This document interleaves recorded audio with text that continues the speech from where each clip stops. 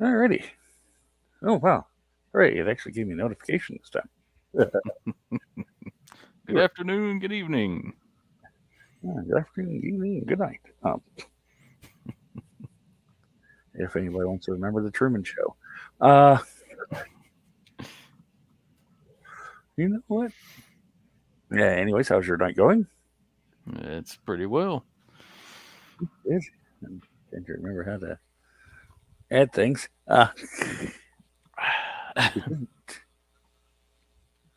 It's been a nice, relaxing Sunday. ah, well, that's good to hear. Oh, Jesus. Really? Okay. Might as well, because it's giving me a little error. And while we try to get this to work, bingo. All right. And I brought this one up because you actually watched the Marvel stuff. And Not all of it, but I haven't watched since Endgame. So, oops, dang it! All right, hey, my mouse is finally kicking in right. Okay, uh, professionals. yeah. Cat unplugged the and tried to run off with the little wireless USB antenna for my mouse and keyboard. So, grabbed it off the back and tried to run around the room. Uh, Marvel reportedly cans Ant Man 4. I don't even know if you watched the other three Ant Man movies. I've seen Did the you? first two. Ah, you seen the first two. Okay. Captain Marvel 3. The Eternals 2. Yeah, because the first one was a great success. Disney CEO Bob Iger said to have personally shut down Eternals sequel for fear it would have been a guaranteed bomb. Yeah, not like the Hiroshima that you released in the first one. It was one that I was considering watching until I saw the first trailer. I said, no.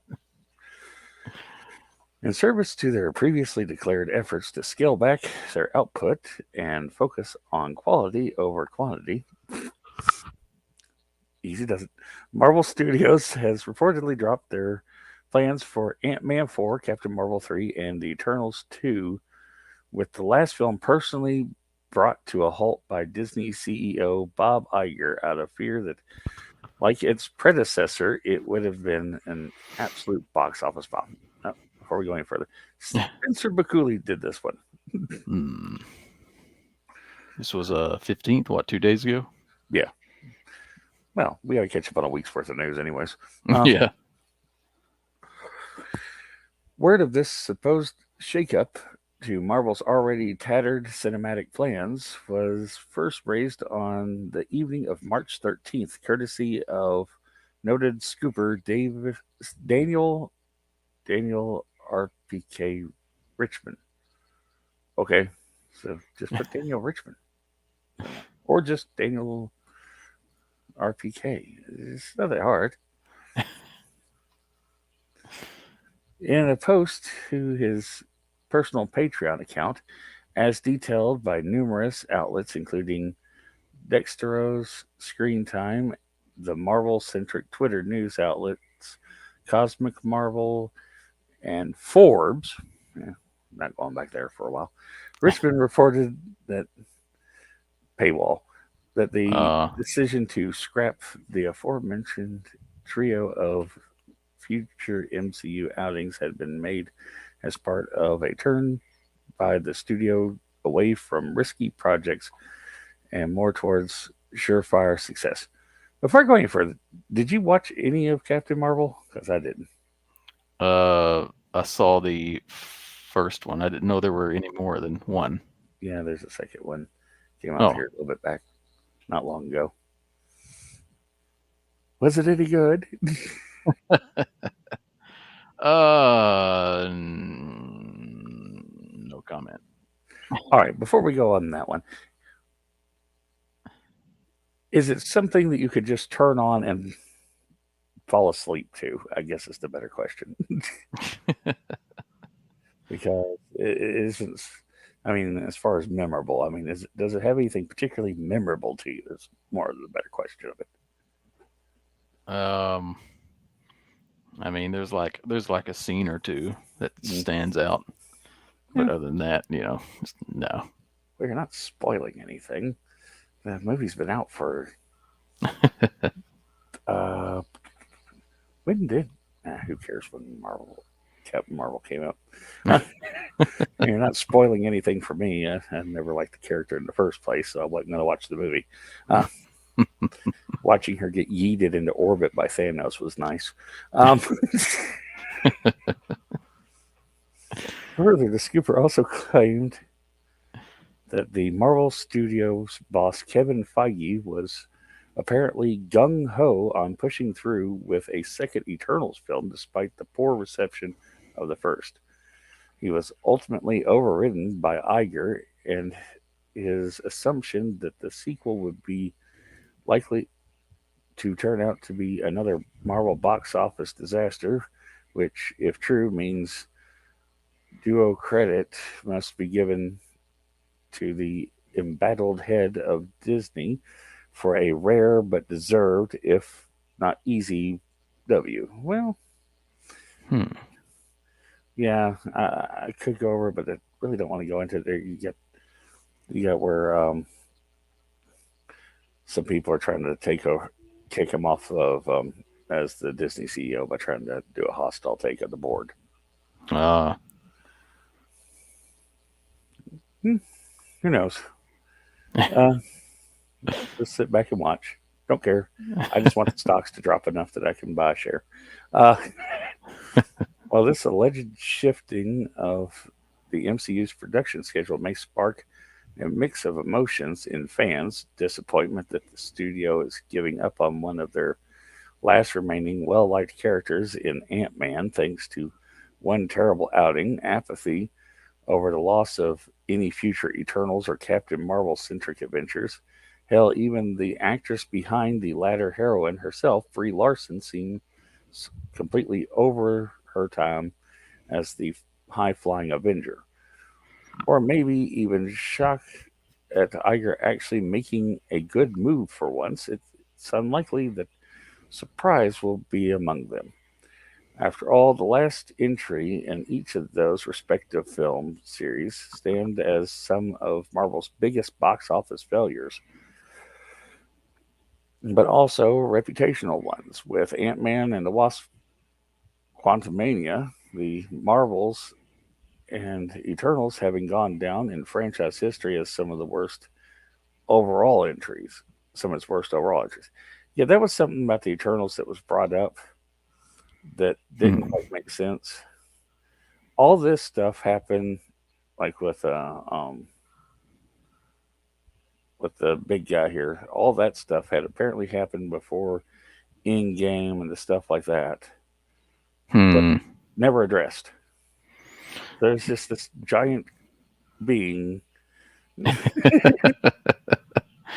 Yeah, they clearly just didn't, you know, They follow dropped the the ball. story from this movie. Well, I mean, quite frankly, Jack Kirby had set up the groundwork for that one. Jack Kirby was the one that was responsible for making the Eternals decades ago. He gave you the blueprints. Just make that. However, while this, of course, according to the actors, this movie was saving lives. Still trying to figure out how. Um, well, are you that broken, desperate for food? Um, However, while this is the apparent end of those three series, it should be noted that this development does not necessarily mark the overall end of each respective heroes or team of heroes in the case of Ant Man and the Wasp and the Eternals time in the shared cinematic universe. To this end, though, it's currently unknown where else, if anywhere, Marvel may use them. It's almost a safe bet to say that should rumors surrounding the film's plot hold true, all of them will make at least one more appearance in the upcoming Cameo Fest that will be Avengers Secret Wars, which I just don't care about.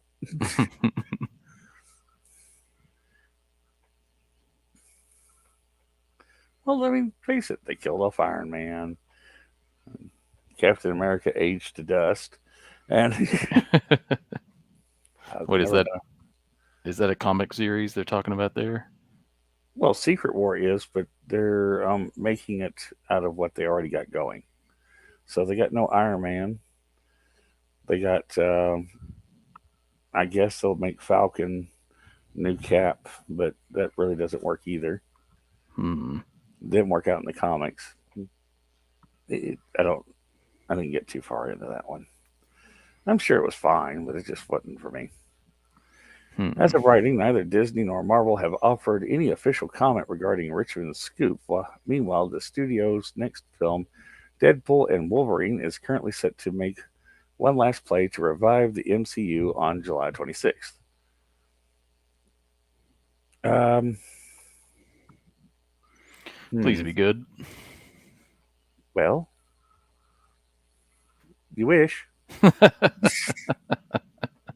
I've, I mean, I'm not saying it won't be good. I'm just saying that this is probably the last blast for Ryan Reynolds to pull this one off.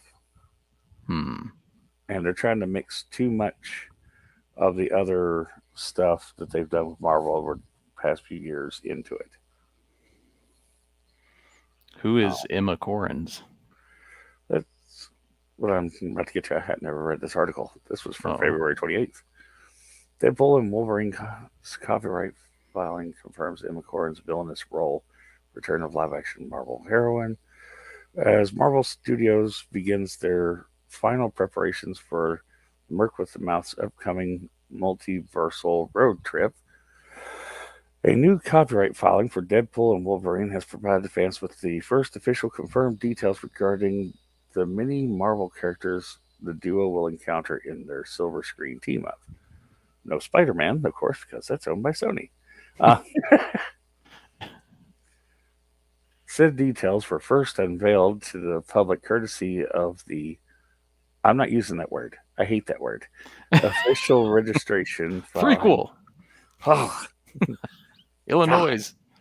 This, this, that's just mean with the U.S. Copyright Office.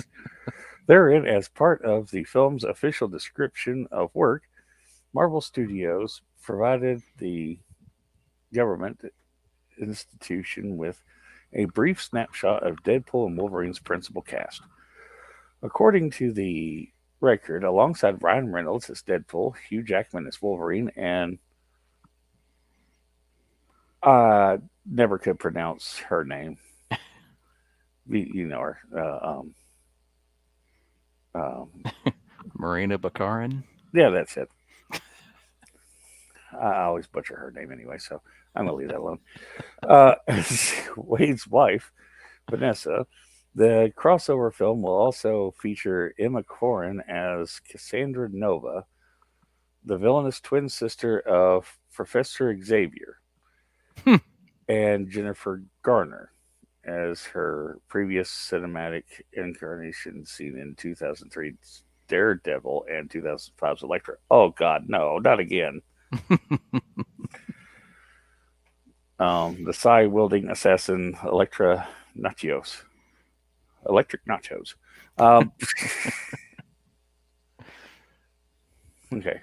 Notably, Corrin's confirmed casting as Nova leads. Let me get rid of this. Massive credence lends massive credence to recent fan speculation that the bald-headed figure seen in the first Deadpool and Wolverine teaser was in fact the mutant psychopath. Okay.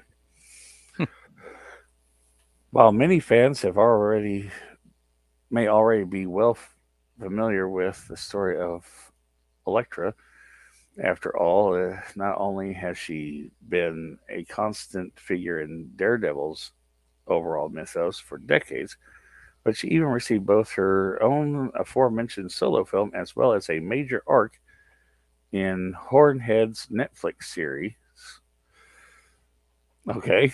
It's less likely that they have ever heard of Cassandra Nova. The creation of writer Grant Morrison, as will soon become abundantly clear, and artist Frank Quietly? Quiltley? Quietly? I'm going quietly. Quietly? Quitly? Yeah, Quitly. We'll go Quitly. Whatever. Who Yeah, cares? sounds Screw good. you. Um, Nova began life as Xavier's astral opposite, which, as per the alien Shira race, I guess, exists as a sort of first challenge for any living being to prove their worth against before being physically born into the real world. Okay. Hmm.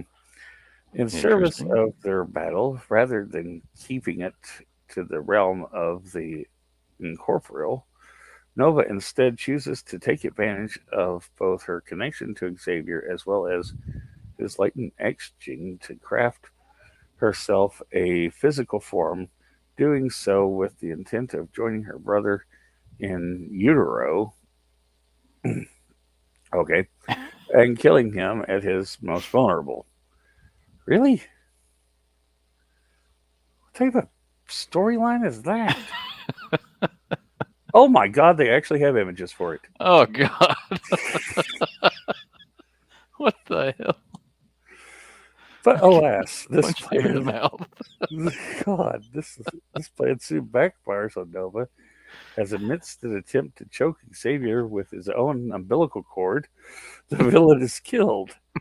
When her brother reacts to her murderous intent with a knee jerk blast of psychic energy, her death ultimately being written off as a miscarriage by their mother.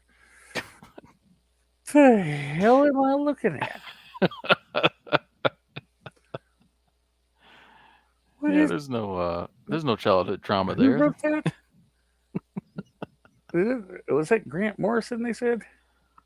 I don't remember. Yeah, Grant Morrison and artist Frank screwed up in the head because you had to be screwed up to draw this crap. What in the hell is wrong with these people? I mean, I've seen some messed up crap, but what? Ugh, God. However, like most ex villains, reports of Nova's death would eventually turn out to be greatly exaggerated, as after spending the next few decades as nothing more than a clump of cells on a sewer wall, okay, I have questions, but I'll leave it there. Nope, nope, nope. Uh, the villain would once again step out into the world with the aim of killing Xavier and everything he ever built. Unfortunately for Marvel's merry band of mutants, her successive attempts at achieving this goal would prove far more successful than her initial one, as Nova would eventually come to be responsible for not only the infamous Genosha massacre, but also a period of wild instability among the Shire Empire, whatever. I don't care. I just got finished looking at an image of babies in the womb trying to murder each other. Okay, just I, uh, I wow. What does this guy smoke? What type of who hurt him? Uh, yeah, I'm sorry, you see something like that, and you have to ask who hurt the artist and the person who wrote the story. Okay, who hurt them? Seek help. Eventually defeated by the X Men, Nova is later revived and given amnesty for her crimes as part of Xavier's attempt to build a new era of peace among mutants on the island nation of Krakoa. Okay. Yet, though Xavier was willing to extend an olive branch to his sister, many of his fellow Krakoans? Krakoans. Okay, we're not. Really? Come on, come up with better names, people. You can come up with infants killing each other in the womb, but you can't come up with better names? Okay, leave it alone. Just back off. As such, on the orders of Emma Frost and Kitty Pryde, excuse me, Nova was eventually left stranded 2 billion years into Earth's past. Her psychic abilities left with absolutely nothing to manipulate, and her mind with nothing to do but wait of old age. Okay, Hmm. and I had some lag there. Uh, something must be trying to update in the background. I thought I canceled all the updates. Whatever. All right. So, huh. To this end, as of writing, it is unknown just how close Deadpool and Wolverine's take on Nova will adhere to her original comic book depiction. Hopefully, it won't have baby murder in it. For example, with its heavy basis in the Marvel multiverse, could it be possible that the film will avoid the psychic fetus angle of Nova's origin and instead make her a variant of Charles Xavier, possibly divorce her motives entirely from anything Xavier related? I hope so. Get away from the baby murder. As, as for Carter's reprisal of her role as Electra, please don't put on the outfit. I've seen you in commercials.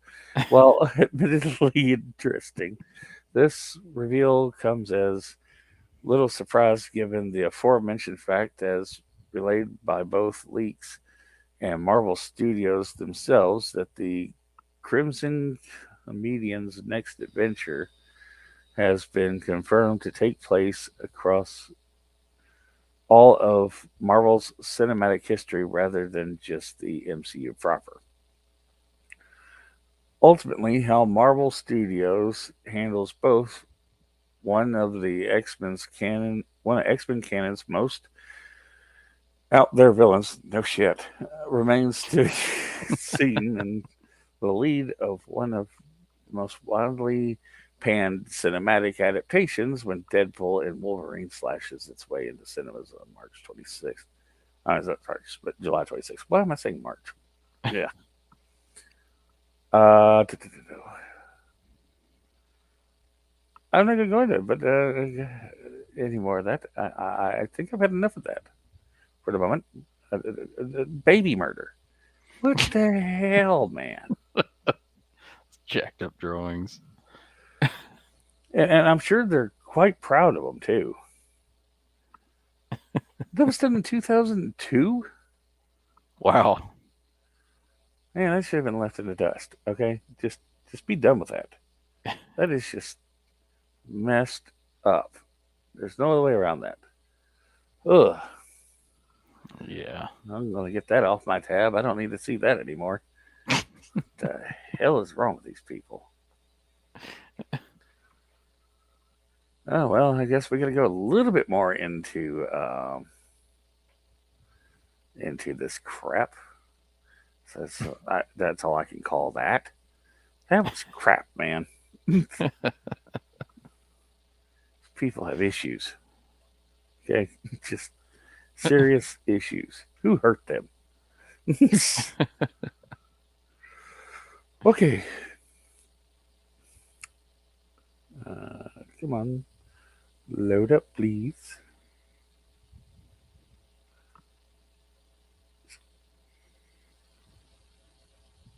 Uh, let's see, where is it? I can't And get here you those go. images out of my head now. Yeah, I'm gonna try to get some better ones in there because, oh god, what the hell is wrong with these people? Oh, oh, that's just sick and wrong, man. Sick and wrong. All right, X-Sweet Baby Inc. employee and current EA's Marvel's Black Panther narrative designer seen proudly bragging that previous title Validate, I guess, Validate, I don't care, had no white people on the dev team. Mm-hmm. Okay. Remember, kids, blatant and open discrimination based on skin color is a-okay so long as you do it under the uh, auspice of being progressive. This is another Spencer Bakuli. Wow, you get everything, don't you, man? Congratulations. For example, of this phenomena, look no further than the fact that Danny, Danny, okay, an associate Yep. for Right there on the EA. banner. God, fine, Danny Lollanders, Danny. Okay, I just can't keep butchering that. Not that I care, but I kind of do, but I kind of don't. Oh, only because I've seen things about this person before in some of their interviews. An associate narrative designer for EA subsidiary and current Marvel's Black Panther developer Cliffhanger Games, once openly and proudly bragged that she specifically and actively avoided hiring white individuals to work on her previous indie title, Validate, out of fear that their mere presence would create an unsafe work environment for its dev team's non white members. Mm-hmm. What? Okay, it's fine. It's fine. The very definition of a video game developed by Tumblr validates struggling singles in your area is a visual novel slash dating sim wherein players are tasked with not only choosing who to date amongst a veritable united colors of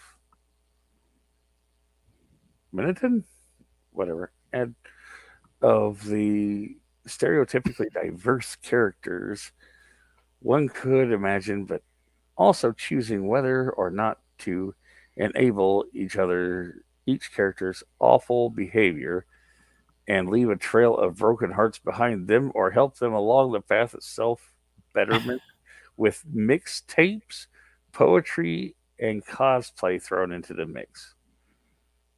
Can we go back to the fetuses?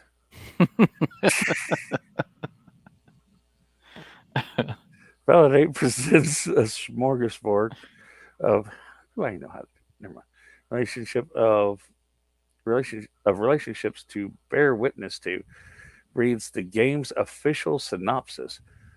But the dating scene is difficult even when you aren't marginalized in six different ways.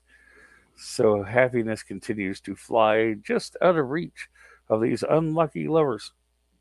Well, that sounds if you're making a dating sim, that sounds rather one why, but it sounds rather. What the hell is even that, Catherine? Oh my God. Who designed this? It can't be her. Well, oh, self-insert. Oh, I'm just saying now.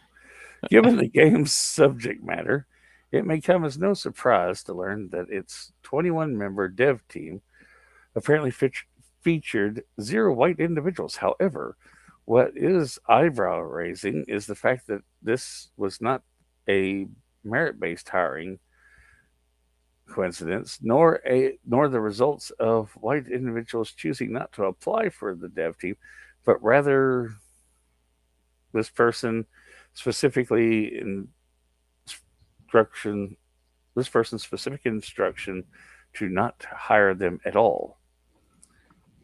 Prepare to suffer, old man. Oh God. Team of 21 right now. Here we go.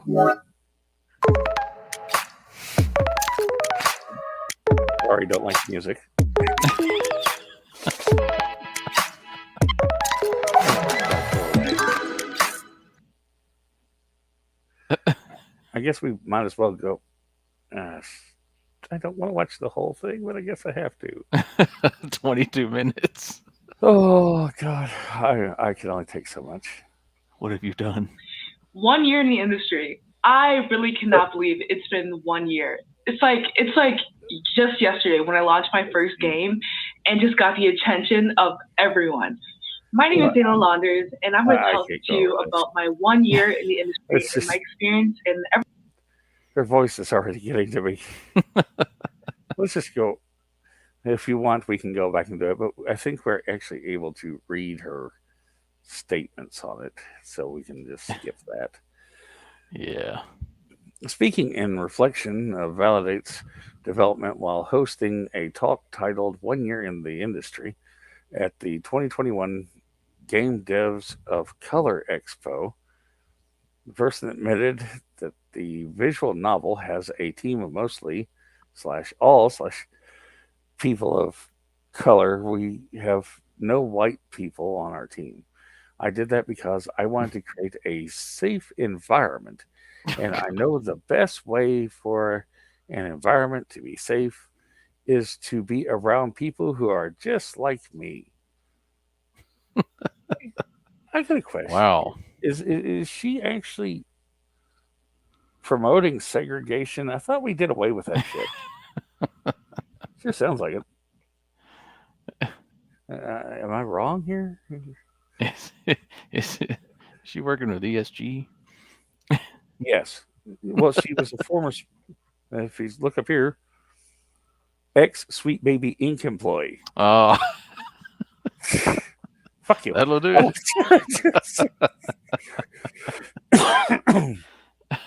And I'm not saying that white people in the industry are creating unsafe environments, she continued. I'm not saying that. That's not what I'm saying. I'm saying that sometimes it's hard to work with white people because they think that something may be okay, but it was really a microaggression. Oh boy. Well, you can already tell the type of person you're dealing with there. And no one wants to deal with that when they're trying to make a game that they love. Hmm. Of course, this is not to say that the person has since changed her blatant racist opinions. Blatantly racist opinions. In response to the ongoing discourse surrounding Sweet Baby Inc., who she previously worked for between 2022 and 2023, the dev asserted towards the consultation company's critics, I just stopped taking y'all seriously when y'all start running around saying white people can experience racism because I did not suffer through 2020 for y'all to act like you weren't an hashtag ally to BLM 4 years later. Oh my Oh God. God. Can you form a coherent sentence at least? Damn. As noted, I mean, I suck at talking and typing and stuff, but you're a college educated person. You're supposed to be a representative of your company. You're supposed to be a developer, which means that you're supposed to have the credentials to be able to at least type a little better. As noted above, this person is currently employed as an associate narrative designer for Cliffhanger Games. Oh, wow, that tells you what type of game you're going to get. The same dev studio currently hard at work on EA's Marvel's Black Panther title. To this end, given that the game is still in early development, just how much of a hand this person has will have in its overall narratives remains to be seen. Too much. Mm. Wow, that's a hell of a screenshot.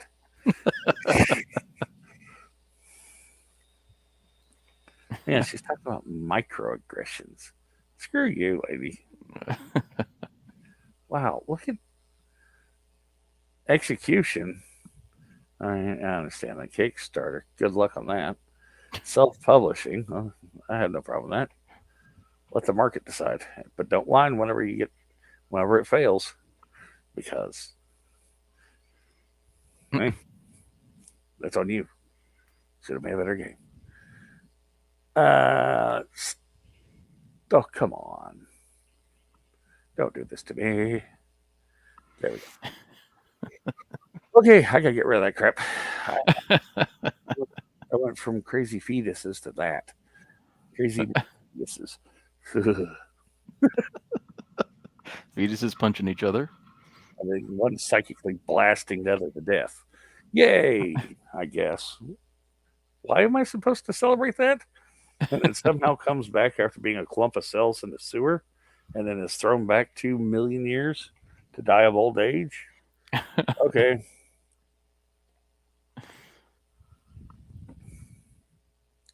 These people got problems. These people got serious problems. But it's okay. It's okay. You know why it's okay? We need a palate cleanser after that crap. And I've been saving this just for you. Oh boy. Alrighty.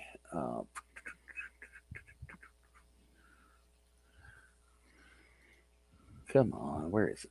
Did it pop up? I don't see anything. Come on. Come on, come on, come on, come on.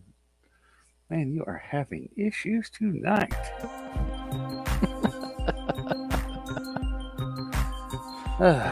Is there waiting music? Yeah, please do. You definitely use that. Come on. There we go. Never mind the waiting music. Here comes the jackpot. This will make you feel better about yourself. I promise.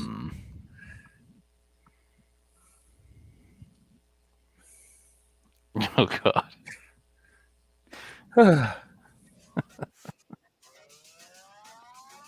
Oh, go for it. My name is Daniel Kibblesmith. Oh, Oh yeah. god. All right. Before we go into this, if Oh, anybody boy. is actually watching this, I have, ever since I saw this, I have wanted this to come out. I need the laughs. The world needs the laughs from this. Okay. It is absolutely necessary that this show up. I don't think anybody's watching me, but if anybody is, hi. But otherwise, please enjoy because I just have to watch it. It's a palate cleanser. It's funny. I have to do it.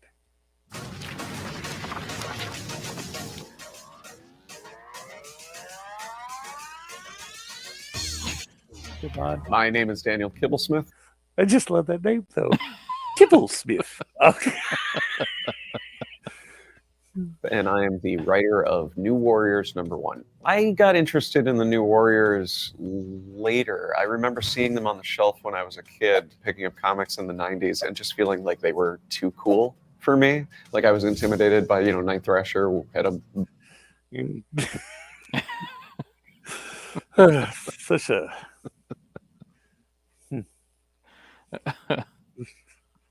just intimidated by a comic book. Oh, Night Thrasher. Yeah, I wonder how you did with Wolverine. blade coming out of his wrist. Nova was really buff. They were all the edgy characters for the 90s, as the cover said. New Warriors, I thought, were really interesting characters because they occupy this really cool space. They're forever young, but they've now been around for 30 years. My editors on the previous books I'd done, like Loki and Black Panther versus Deadpool, asked if I would be interested in doing a New Warriors tie-in that actually poses them as the authority figure. No. Just can't.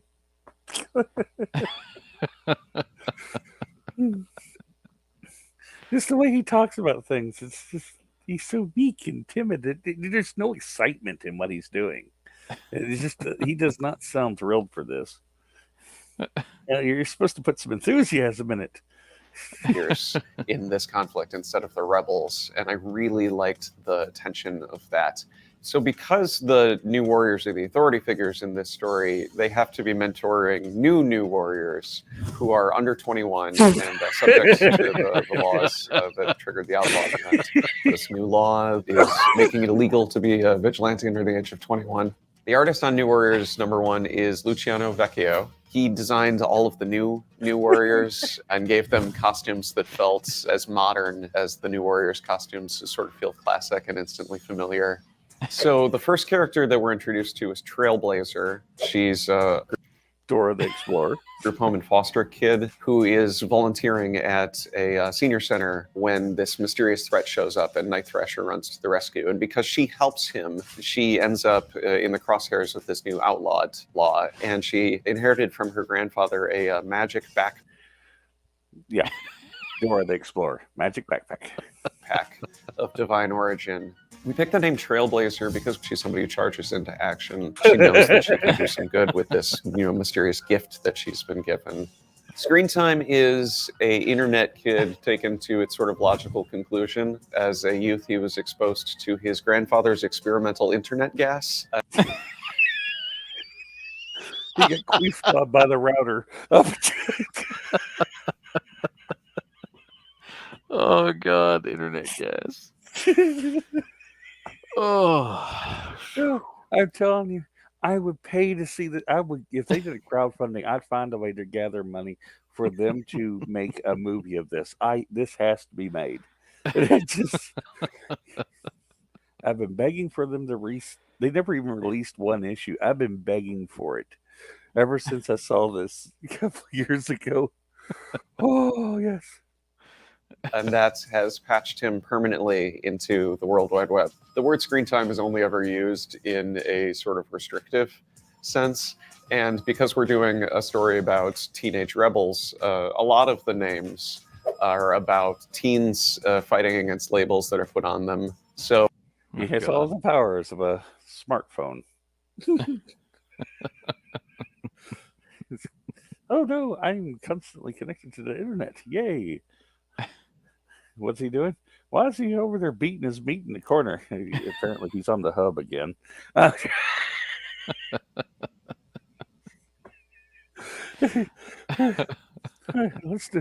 Hey, what is this? Let's do a quick Google search. And he found the hub again. So with screen time, we liked the idea that he has infinite screen time. Snowflake and Safe Space are the twins, and their names are very similar to screen time. It's this idea that these are terms that get thrown around on the internet that they don't see as derogatory, to take those words and kind of wear them as badges of honor. Safe Space is kind of a big, burly, sort of stereotypical jock. He can create force fields, but he can only trigger them if he's protecting somebody else. Snowflake is non-binary and goes by they, them. Oh, Snowflake God. has the power to generate individual crystallized snow.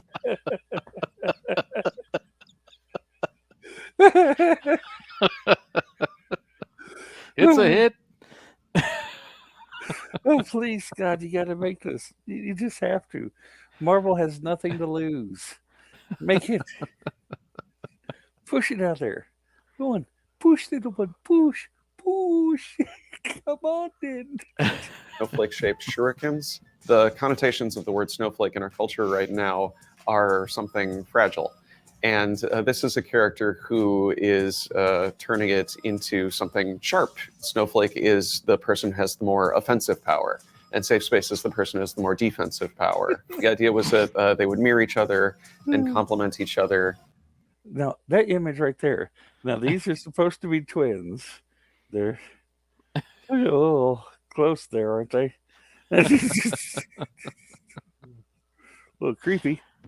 E-Negative is the goth kid. When he was a baby, he got a rogue life-saving blood transfusion, we assume from Michael Morbius. And now he has a very similar look and very similar vampire powers. B negative also is obviously a pun. It's a Bloods type, which is great for a vampire character. And it's also a proud ownership of the idea of having a bad attitude. I want the people who read our new warriors to feel all of the excitement that they felt if they read the 90s one. Mind you, he's saying that even though he was too intimidated to read the originals. Well, there's nothing intimidating about these. You got Dora the Explorer, who got lost in McDonald's for 30 years. You got you got a guy that was queefed on by a router, and now he's connected to the internet all the time. He's useless. Then I mean, what happens when the internet goes down? What happens if Google goes down on him? Okay, if literally the Google servers just something happens, they all get shut down by some massive hack or something. What happens then? Does he just start foaming and frothing on the ground or something? I mean,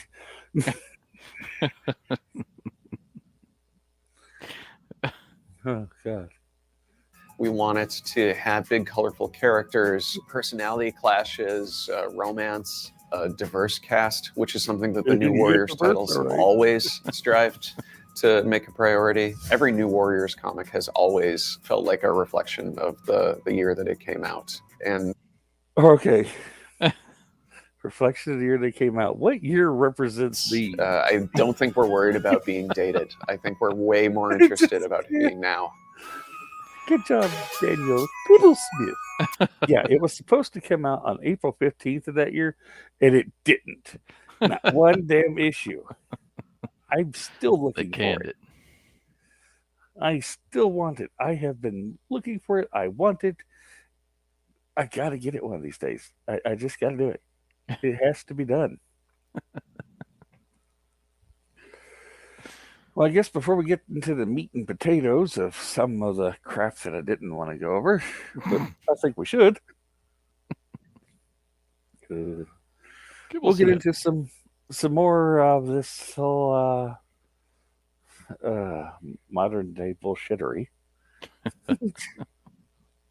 I'm sure you'll enjoy this one, unless you got something else that you found that you want to go over real quick. I got a few. Not at the moment. Okay, well then, Godspeed to us, because you're gonna love this one. I promise. And bingo. Oh, jeez. Fans delighted. Yeah. Here, I'll let you read this, and you should be able to scroll, can't you? No, I can't. Oh. It's all right. You go ahead. Sea of Thieves NPC revealed to be trans. Fans delighted. What fans? Meet Marley, the trans dude in Sea of Thieves. If it's a dude, then it can't. Never mind. Never mind. It's their own damn rules, and they can't get it right. And Sea of Thieves, who's already stealing players' hearts. Was he shouting Kali Ma and chasing them around the map? Kali Ma. Yeah. It's the counter that fling stones at him while shouting, "You betrayed Shiva," and hoping the crocodiles get him. I don't know. Sea of Thieves' latest update has made some changes to an NPC found in Galleon's Grave outpost, with the game now having its first openly transgender character. The Sea of Thieves team has officially confirmed this, telling players to look for Marley the next time they're in the area. Oh, God. Jeez. Really? Did you have to virtue signal every little thing? The fans were thrilled to see. What fans? Who cared anymore? Nobody's really watching. Nobody's really. Sea of Thieves is fun. It is a fun game. I do like Sea of Thieves, but I have played it in more time than I care to count for various reasons. Mostly cross-play ran me off at first. And I got distracted by other games. But no one cares what they do in their personal lives. No. NPCs. We don't. Oh, it's a trans Pirate. Yay for you. You just virtue signaled a little bit more. Got to get the ESG score up. And have that whole die put in there.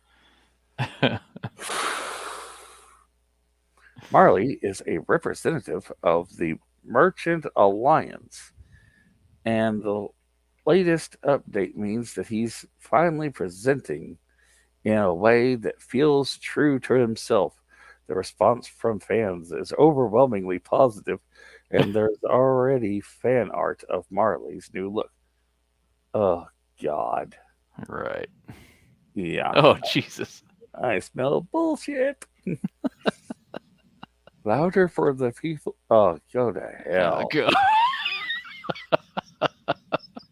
Kiss my ass. Oh yeah, your player base has been dying off, and you trying to pander to the people that don't even play your games in the first place. As they keep on saying, "Change it for me. I need to see myself in this game. I need representation in the game." And did they buy the game? Hell no. The game fucking bombs, or the player base doesn't increase any at all. Take the Helldivers approach. No agenda, no nothing. Fuck you. We're just gonna kill bugs and robots. You don't like it, go play something else. No agenda Yeah. thrown. That's the way it's supposed to be. But visitors to Galleon's Grave outpost may spot the Merchant Alliance representative. Marley has undergone a renovation of sorts, finally presenting the way that feels true to himself, says the official Sea of Thieves account.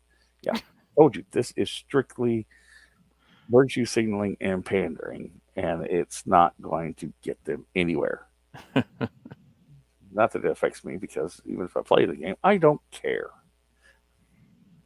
I really don't. But what I do care about is the fact that this is strictly for them pandering and virtue signaling, and nothing good will come of it. I guarantee it.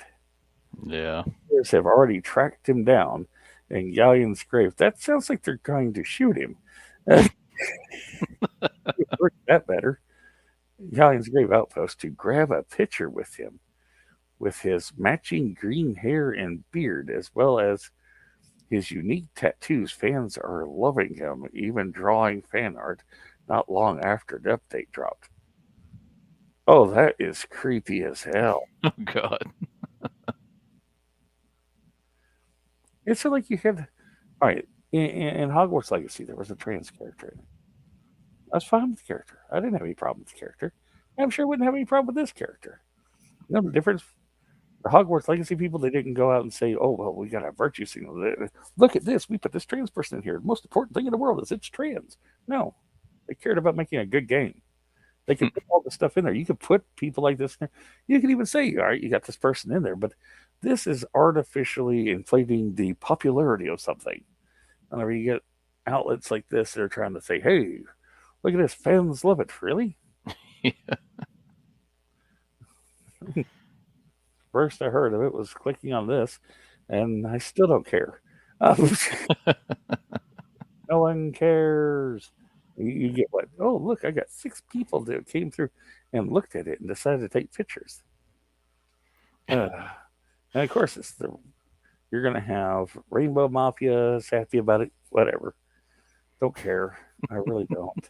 Does it improve your game any? No. Does it take away from your game any? No.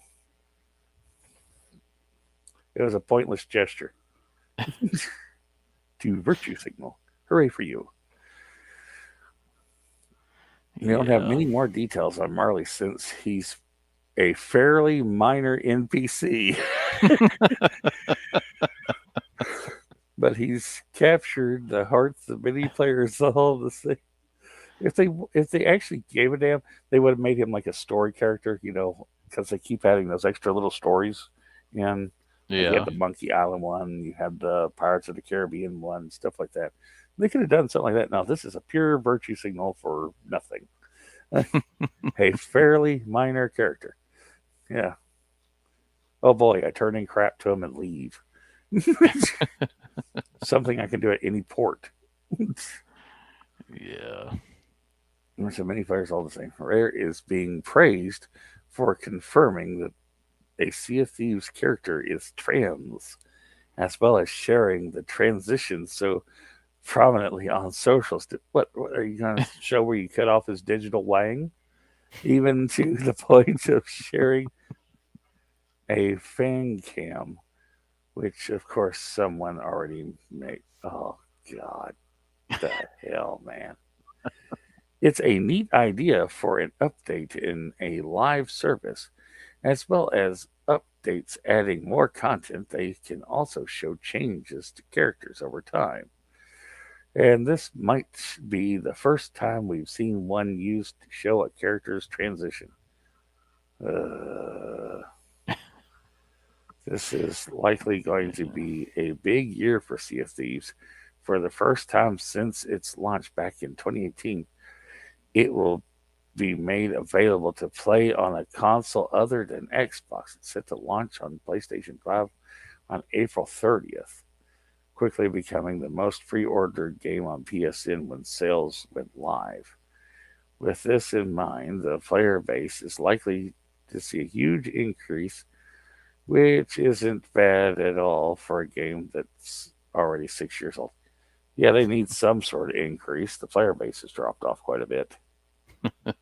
Well, I turned it on here a while back just to see what was new and not actually play it. I had the server to myself.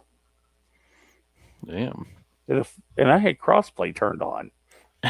So I'd run into the PC bastards too. There was nothing. Well, I could say it was an anomaly, but 8 o'clock in the evening doing that? There's people on.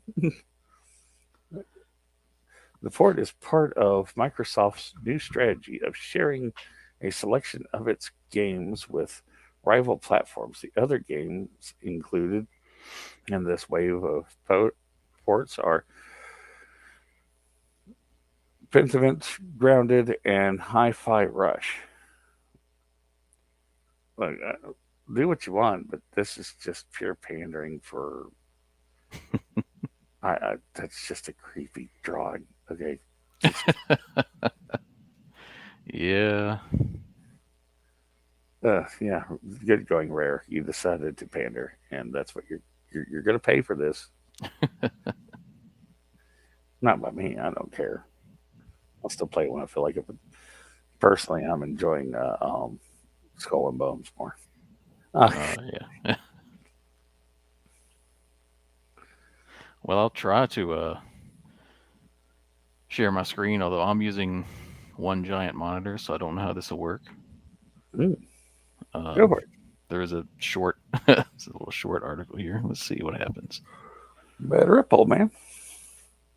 Screen sharing is easy with two monitors. Yeah, no, but I don't have to. Specimen computer.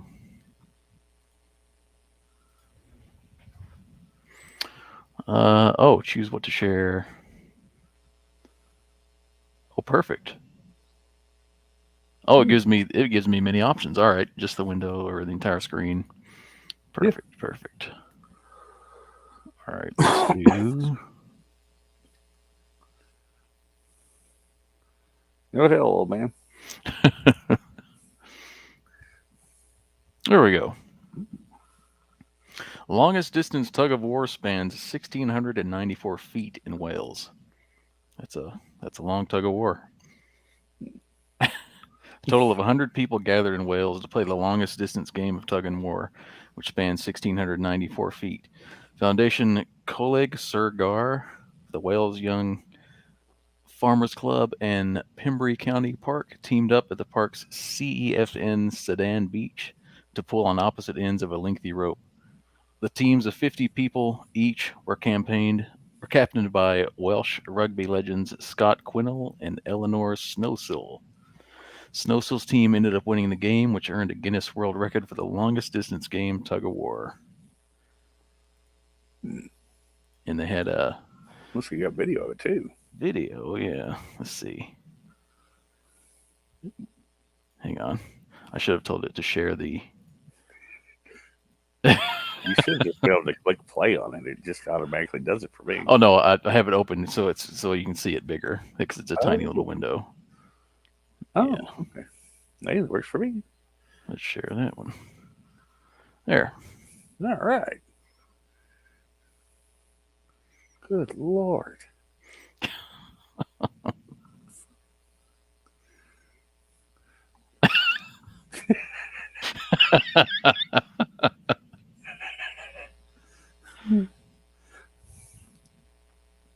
Well, looks like fun to me. Yeah.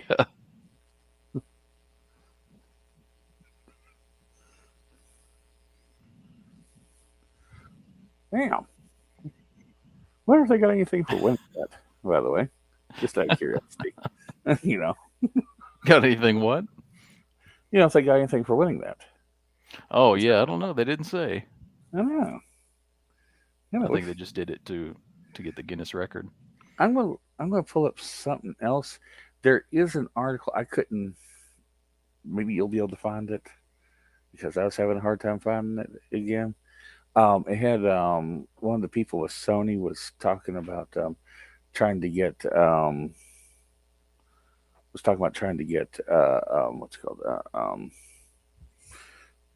um, Helldivers 2 ported over to the Xbox. Ah, yes. He was talking about trying to make negotiations for that. Hmm. And That would be excellent. Yeah, I would like to see it. He was talking about they'd make more money that way because they weren't making anything off of PC and PlayStation at the moment. I don't know how the game has exploded on that. So we're going to go over a different one. All right, do I do the Resident Evil 5 first or do I do the Gamergate crap? Hmm. Do I get the pain out of the way or go over to Resident Evil?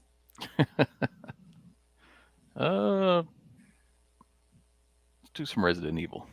Okay. All right, now this first article is going to be, well, I'm having to get two separate articles because one of the second article is more video than article, but that way we get a full perspective on it. Ah. All right, let's see. And here we go. Soft tonic. Capcom is at a crossroads. They have to remake a game that doesn't make sense to redo. Resident Evil is a franchise that has been revived like a phoenix in the last 5 years. But is it possible that its good streak is finally coming to an end? No, because I liked 5. Yeah. Me too. I don't know. The co-op is just great. Capcom is on a winning streak with Resident Evil, with the return to the roots of 7 and 8 and the excellent remakes of 2, 3, and 4. They have managed to win back the fans in a way that seemed impossible less than a decade ago. The problem is that now Capcom is facing a precipice because the next remake they would tackle would put them back in the position where they lost the fans' trust in the first place. What fans' trust?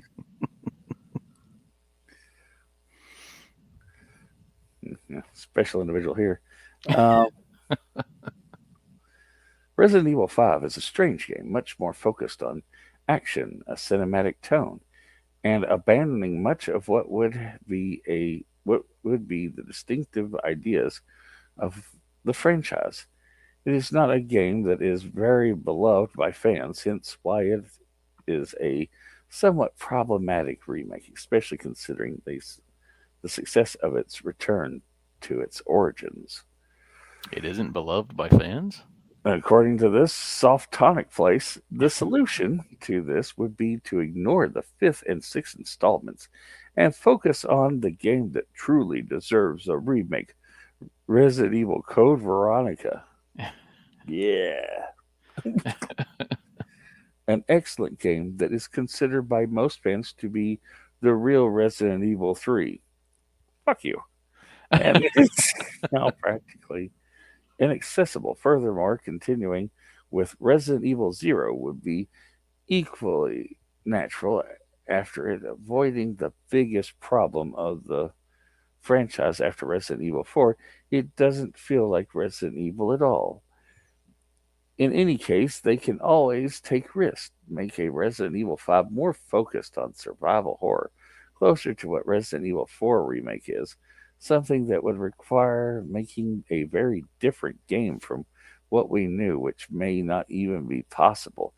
But if there's one thing Capcom has shown us, it's that they can make the impossible possible, perhaps even turn Resident Evil 5 into a survival horror. Bite me. I I'll like the borrow our bones. Whatever. Eat a sandwich. You look like you're emaciated. Um, cultural journalist and writer with a special interest in audio visuals and everything that can be played. I'm not here to talk about my books, but you can always ask me about them if you're curious. Screw you.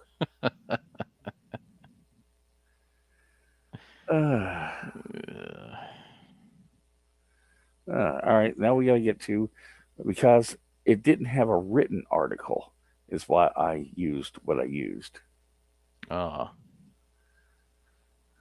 And here's the original one that I wanted to go to because of our lovely people at IGN, ass clowns. Uh, sorry, they're hacks. But here we go. Years of its survival horror series is complete. But as the game's post-credit scene suggests, the remakes aren't over. And so the big question is, where next? The obvious answer is a remake of Resident Evil 5. But on the game's 15th anniversary, it's clear that moving forward chronologically will take Capcom's remakes into the series' weakest era, an era of gameplay and narrative decisions best left in the past. Resident Evil 5 simply can't be remade, at least not to the standards of Capcom's best work. And so the answer is not to remake, but to rewrite. oh boy. Go to hell. Resident Evil is a survival horror series. Not that you'd know that playing Resident Evil 5. Sure, it features a constant flow of horrific imagery, but Resident Evil 5 is an action game through and through. That's evident in its cover shooter mechanics, vehicle chases with on-rails turret sequences. As we all remember, this is the one, IGN is the same ones that complained about it the first time because when Resident Evil 5 first came out, because, oh no, you're in an African nation killing people that are from that African nation. How racist of you to play that. You remember the E3 they showed that and they went berserk, I'm sure. Oh yeah. Ass clowns. And the constant rattle of assault rifles. Even its visual design evokes the sandy shades of modern military games that experienced mass popularity in the late 2000s. It all speaks to a series that had lost its way. Rather than reflect on the tenets that were the foundation of its experience, Resident Evil 5 looked to the contemporary gaming zeitgeist in an attempt to find a new lease of life. The result is an unholy hybrid of Resident Evil, Gears of War, and Call of Duty. It's as ugly and unwieldy as it sounds. This design appears to not just be a misguided attempt to follow Western successes, but also a misreading of its predecessor. With Resident Evil 4, director Shinji Mikami deftly reinvented the series through the use of a new over-the-shoulder camera angle. The perspective allowed for a more kinetic, action-heavy game. Despite this, Mikami never lost sight of the terror at the core of Resident Evil. Through the use of enemies that were strategically placed to provide undulating waves of tension and fear, and the inclusion of Ashley as your vulnerable charge, combat encounters were focused on surviving overwhelming. Look, I enjoyed Resident Evil 4. It was best on the Wii. It was great, yeah. But it was an escort mission. And if you want to play a game that had the best escort mission ever made, that is BioShock Infinite. Yep. Greatest escort mission game ever.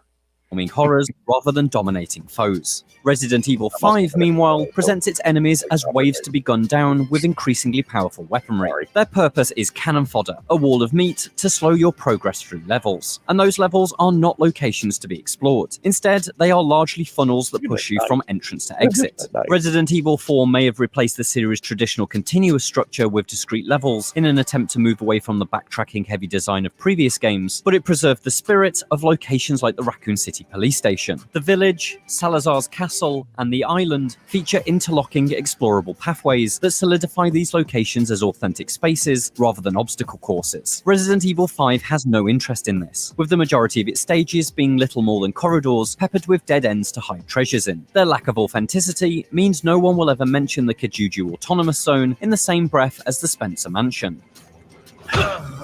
All this is to say, a faithful remake of Resident Evil 5 would break Capcom's 7-year streak of brilliant survival horror games. It's telling that the series' reset point, Resident Evil 7, was a reinvention of the very first game, a haunted house that grew ever larger as you unlocked new rooms by solving its puzzles. Clever reinventions of this base conceit is the key to... Face it, some of us have been waiting for co-op Resident Evil to come back. Yeah, definitely. Assholes. Resident Evil's success, be that dropping an unstoppable force into the house's corridors, such as Resident Evil 2's Mr. X, or expanding the scope of the house. Resident Evil Village's titular location is effectively a giant manor. Its corridors are streets, and its rooms are houses. Resident Evil 5's stage-driven structure is simply inferior to this design. A modern recreation of it would only further highlight its flaws, especially coming in such close proximity to masterclasses like the remake of Resident Evil 2.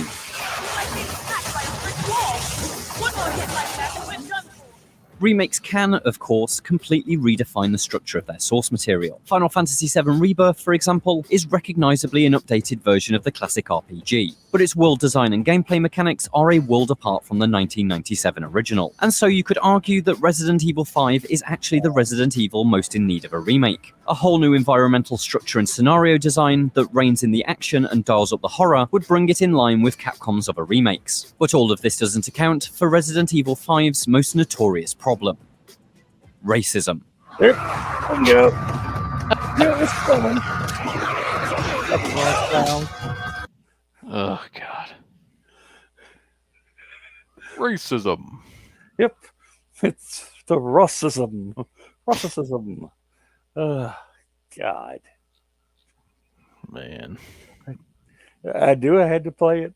I knew I had heard a little bit about it, but I knew I had to play it. But there it is. And oh no, that is their chief complaint. This, oh no, it's racist because you're killing zombies in Africa. That happen to look like what would happen if there was zombies in Africa. Yeah. No, you didn't mind killing. You didn't mind the other ones where you're just slaughtering Asian zombies at all, or anything like that. Or plenty of American zombies, but you go to Africa and slaughter the zombies. Oh, no. Yep. That just says more about them than it does the people that enjoyed the game. That just shows that IGN are a bunch of racists. Set in a fictional West African country, Resident Evil 5's primary antagonists are black people. Yes, it's technically the Ouroboros virus that protagonist Chris Redfield is fighting, but the parasite's host is depicted as a nation of mobs and primitives who are violent even before their infection. Intentionally or not, Resident Evil 5 positions Africa as the Dark Continent, an uncivilized world harboring a diseased population that needs gunning down via Western intervention in the name of global security. This insensitive treatment of people of colour was hotly debated even as early as Resident Evil 5's debut trailer, with writers such as Ngai Kroll and Stephen Totillo pointing out the game's uncomfortable post-colonial imagery. The arguments and think pieces continued well into the game's release window, with IGN's own former editor-in-chief Hilary Goldstein having also wrestled with the subject. But that was 2009, a time when race was apparently a debate rather than a reality. In the 2020s, in a post-Black Lives Matter world, there is only one acceptable response to a white man shooting waves of Africans for an entire video game: no.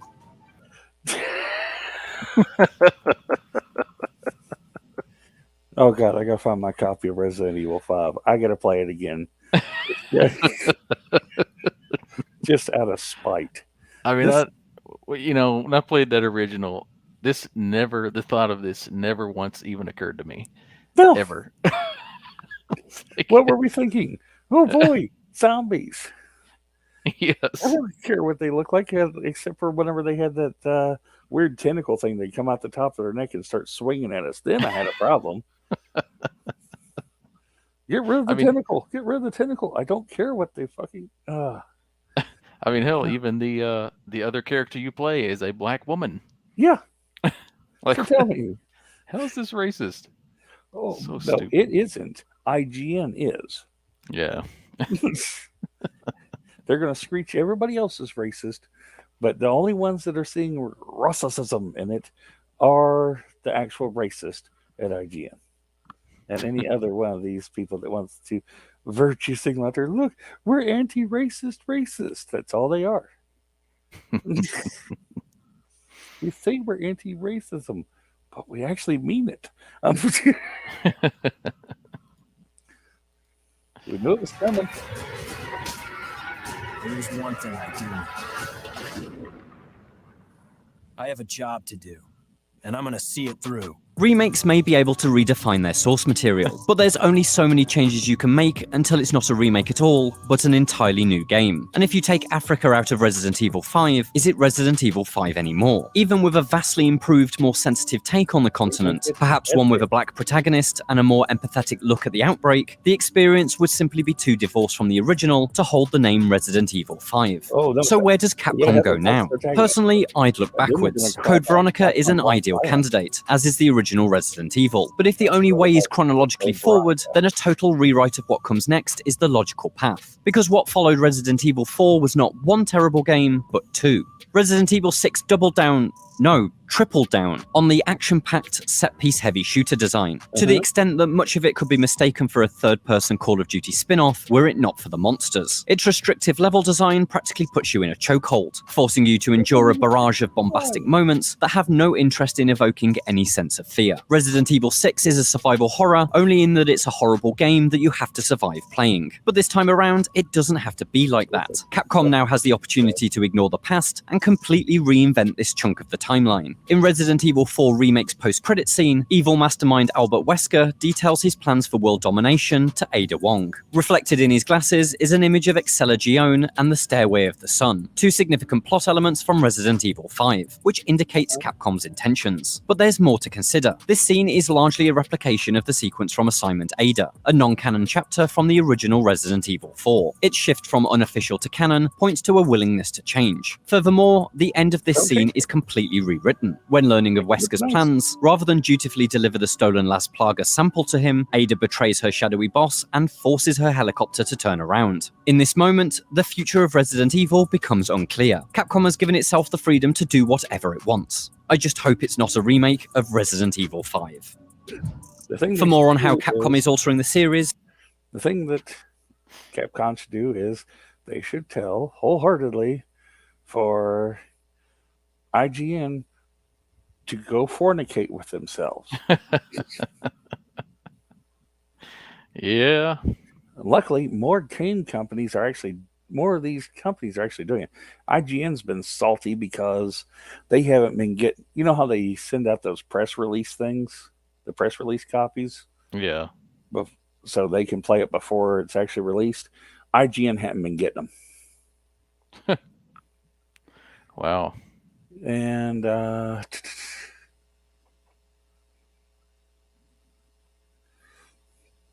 don't know how to adjust the audio thing.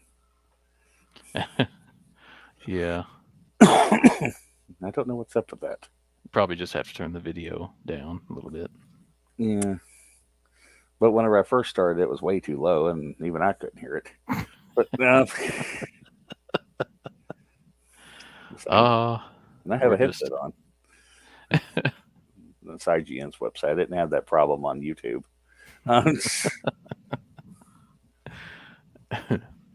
Okay. I've got one. Okay. Go for it. All right. It's a little long, but I'll I read don't through mind. it. Let's see. I don't recall if you've done this one in the past, but ranking big budget Batman movies from horrible to cinema classic. I have not done this one. Cool. This was made yesterday by Mars Garrett. All right, let's see. So I took a quick scroll through here, and number 2 I definitely do not agree with, but the others are pretty good. Don't Pretty tell me Batman and Robin. no. All right, worst is the 1997 Batman and Robin. Look at them. Oh God, the bat nipples, not the bat nipples.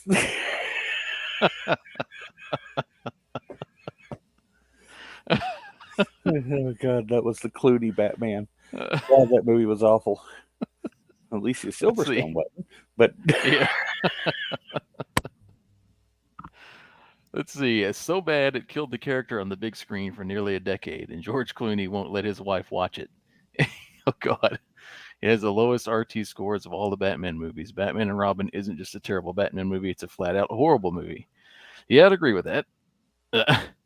Batman Yeah. and Robin takes the camp aesthetic of the 1960s TV show to new terrible heights, and it has none of the substance-fueled fun. The movie pumps up the color and lights, the cheesy cheeseball one-liners, the cartoony and toyetic production design. Excuse me. The Batmobile has 5-foot-long fins. It has bad guy overload and overly stuffed story to match it. It also has the worst costumes in the franchise. Look at these. They tell you all you need to know about this movie. Yeah. Yeah, that's definitely accurate. All right, next worst, number 9, Batman Forever in 1995. oh, go to hell. That one was funny. I mean, it wasn't that great. It wasn't a great movie or anything, but it was at least funny and it had some memorable lines to it. You Was know, it let's was see, was this cheesy the as one? hell. Which one had the Bat card? Was that this one? Yeah, Or the no. previous? Oh, no. Batman and Robin had the Bat credit card. Yeah, that's it. This one had Val Kilmer in it and had the TV thing with Jim Carrey. Yeah, The box. right. All right. When Burton stepped back, Joel Schumacher, known at that point for Lost Boys and Flatliners, stepped in. After Batman Returns, the director bought a lighter tone and took to the Caped Crusader. Many more bad decisions were made. The direction and creative vision were all over the place, thanks to the massive egos of the actors involved. Val Kilmer's Batman isn't the worst, nor is it the best. Jim Carrey, at the height of his fame, and Tommy Lee Jones, why was he cast in this comedic role, hated one another, which shows in all the scenes they share. Nicole Kidman's obsessive Dr. Chase Meriden was supposed to be an accomplished psychiatrist and femme fatale, but ended up being a horny sorority girl. It's disappointing. Mash all this together with the bad, overstuffed story. Thanks, Akiva Goldston, and you get a second to worst Batman movie. Uh-oh. Yeah. Uh-oh. Number 8, Batman vs. Superman, Dawn of Justice. I'm not including Justice League because it's a team up, but Batman's introduction to the Snyderverse counts. That's not to say I think it's a good movie, however. The movie has gaping plot holes, a glut of plot twists, and many moments that flat out don't make sense in relation to the characters. It's too long, it's poorly edited, and the score is mixed too loud. That's weird. Okay. Also, Batman indiscriminately kills people, which I have a problem with. It's it's not all bad. Cavill is a great Superman, and Affleck is an acceptable, uber moody Batman. Batman versus Superman has some good moments too, and one of the most ridiculous final fight ending bonding moments in movies. Martha, Martha. Yeah. All right, that one was rough, but But yeah, I mean, he's not talking about the whole, movie, like this is the Batman portion, but I did not mind Batfleck. He plays a good older Batman. Yeah. He's not great, but he plays a good older Batman. I didn't mind it. Personally, I'm a Michael Keaton, but that's me. Yeah. Number 6. Wait a minute. We're 7. Man, It went from 8 to 6. All right. I'm Well, so glad they got rid of it. all right. The Dark Knight Rises, 2012. Hmm. The worst of the Nolan Batman movies, which is sad for several reasons, mainly Heath Ledger's untimely death. Yeah, that sucked. Yeah, that because Heath Ledger was great, but I understand their argument on that one. I wasn't the biggest fan of Dark Knight Rises. It was okay, but Yeah. it just With the Joker unavailable, the finale of the Dark Knight trilogy had to be changed. It's a bit of a mess of a movie with elements that don't quite mesh and a plot that makes less sense the more you look at it. Christian Bale's Batman gets a really wonky arc that has him hiding from the limelight for most of the movie. Yeah, I noticed that too. It's like what? Yeah, that's one thing that didn't make it so great. mm, Tom Hardy's take on Bane becomes the center of the movie with his anarchic philosophy and physical dominance. The role helped him rise out of the supporting character ranks to leading movies. Excuse me. The Dark Knight Rises isn't bad, but it should have been so much better, given what came before. It was a slow letdown after its fantastic opening sequence. Yeah, yeah, I can. Yeah, it is a letdown from The Dark Knight, um, but I I, don't know. I remember watching it for the first time and heard Bane's voice. Yeah. Just like shaking Oh, my head, like this is so goofy. Like why? yeah. Of course, oh God, I remember the first time I watched it. That was a hell of a night. I get out of the theater and hear about that went out went on in Colorado because I watched. They had all three back to back on the premiere, and I'd gone to it. Oh yeah, Of course,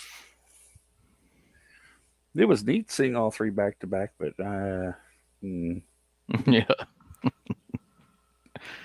Take those bathroom breaks after all those drinks. All right, number 6 again. Okay, that was clearly supposed to be 7. nice Just a job, mistype. editor. Um, All right, the true number 6. The kitschiest of the Batman movies, Batman, 1966. hey, Benton had class and character, Just and look how at him dare right they there. go after Burgess Meredith and Caesar Romeo? Okay, just screw you, people. I grew up watching the classic Batman series. I could just hear him going, "Go get him, Rocco." Yeah, All right. I mean, granted, was I one for the Riddler? No, but Burgess Meredith was a great Penguin, and I like that version of the Joker too. I'll be right back. All right. Like the TV show, it's based on Batman 1966 and is a product of its time. It's corny, brightly colored, and has all the dumb gadgets. All of them. Adam West and Burt Ward stop a plot of villains to the show. Lee Merriweather is Catwoman. Burgess Meredith is the Penguin. Frank Gorshin is the Riddler. And Caesar Romero is the Joker. The plot makes little sense, but the performances, pop art production design, and kitsch make it fun to watch. Most of the Batman movies on this list take at least a little from the original, and you can find its influence outside of the superhero genre. Yeah, it was definitely another time, but it it has its good points. Number 5, Batman Begins. It's a pretty good movie. I like it.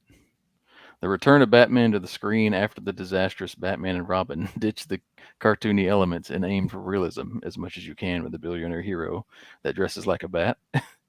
Batman Begins provides an origin story for the mythos that goes beyond Bruce's parents' death and introduces a new, lesser-known villain. The movie provides a new, solid beginning with a great actor under the cowl. Christian Bale is the perfect Batman for this trilogy. It looks back to the comics and creates something new for the screen that isn't a joke. All right, I have a little argument on Batman Begins. That All right. and the 66 Batman should have been at 5.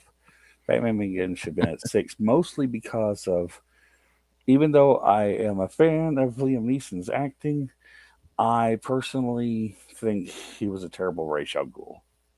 That was a very interesting character that, I mean, yeah, I understand they wanted to go with more reality in it instead of having the Lazarus pit, so he comes back, but he just didn't have the same menace of the way that Rachel and class and the way he presented himself that Ra's al Ghul did. Was Al Ghul in the older shows, the older movies? No. He was in the comics and he was in the animated series. He was great in the animated series. Oh, okay. They got some aspects of it right, like the League of Assassins, stuff like that. League of Shadows, or yeah, that they changed the names like 3 times, but they got some things right. Other things they kind of, but he just didn't. Liam Neeson just didn't match the character for it. I mean, I enjoyed the movie. Don't get me wrong, and the Scarecrow. Well, they did fine with Scarecrow. But it was the Ra's al Ghul that got me. That's why I'd say that 66 Batman should have been higher on the list than Batman Begins. Yeah, personally, like I thought he pulled off the Al Ghul character, like because I didn't know anything about him. I've never have since that movie. For what they were writing him for in a more realistic method, yeah, he was good for it. Yeah, but I guess that's just because I was a fan of the actual character in the animated and stuff like that too much. Yeah, you knew more about him before he came to this movie. Yeah, if I had known nothing about it, he would have been fine. Yeah. I mean, he's fine, and the way they wrote him was good. Don't get me wrong. I enjoyed him for it. But I just like the original way better. Yeah. But it would be unreasonable to expect them to do, like I said, the Lazarus pit. Basically, it's how he maintains his youth. Oh, okay. Extends his life, but makes him go mad. All right, number 4. Batman Returns. Go to hell. Just a simple phrase. Michelle Pfeiffer, Catwoman outfit. Okay. The hottest thing in leather. Okay.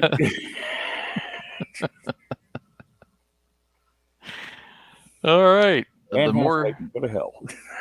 The what? What'd you say?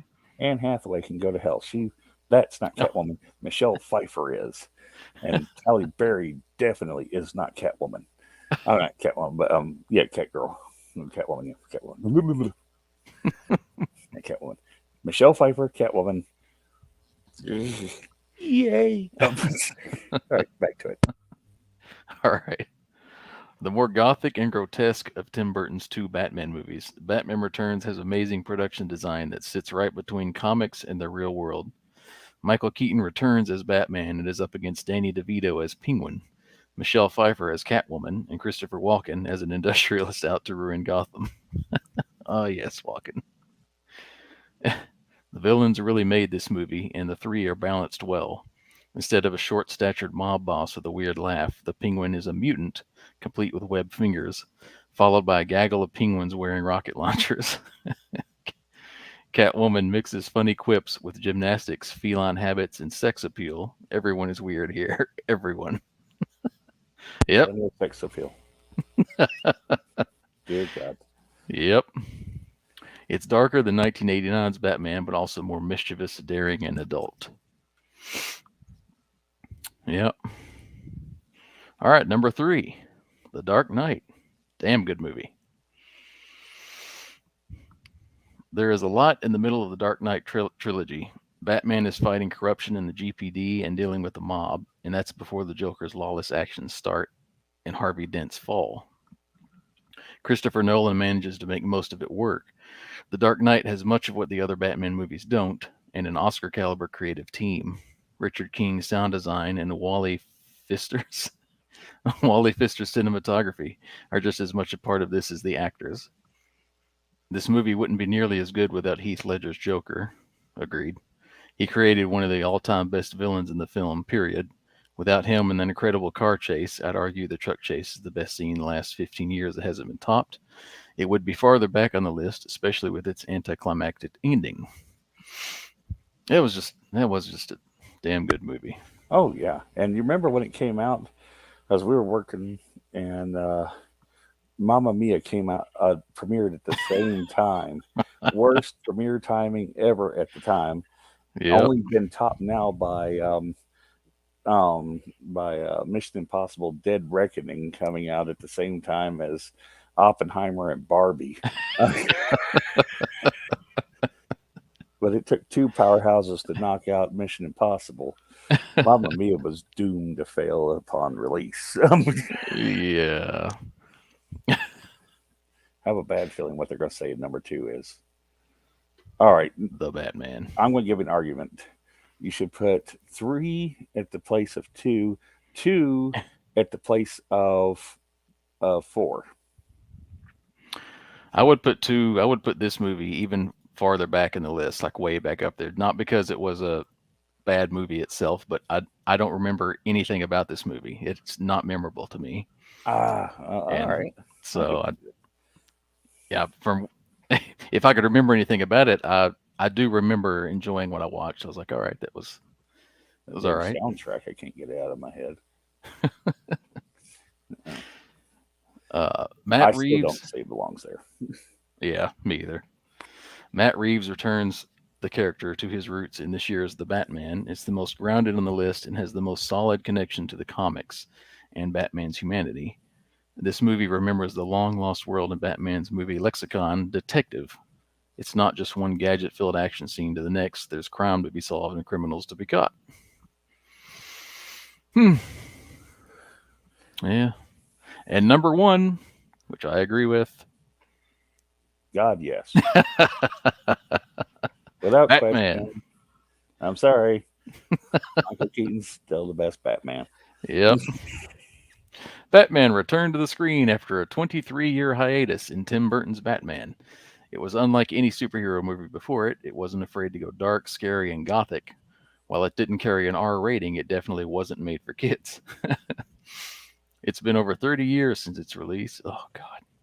And it still stands up as a classic that all the other Batman movies are in the shadow of. Jack Nicholson's over-the-top Joker was the perfect foe for Michael Keaton's first time out in the cowl. His subtle change from Bruce and Bats is excellent. The set design, Danny Elfman's music, that theme, and Stan Winston's groundbreaking creative makeup and creature effects made it stand out.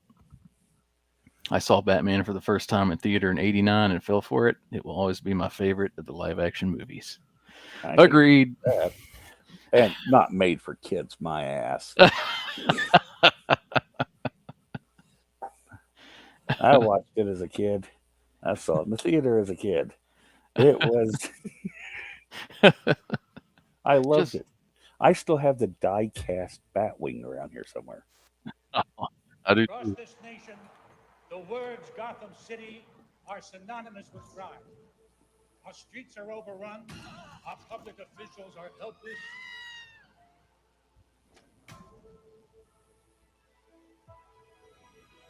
What are you? I'm Batman. I'm reading your stuff. I'm Vicky Vale. Vicky Vale, yeah, photographer. What brings you here? I'm here to see some of the wildlife in Gotham City. Who are you? Oh, sorry, Bruce Wayne. And what do you do for a living? My life is really complex. Every punk in this town is scared of Batman. Not for the ninth time, there is no bat. If there were, we would find him. We would arrest him. Who is this guy? You freak. Wait till they get a load of me.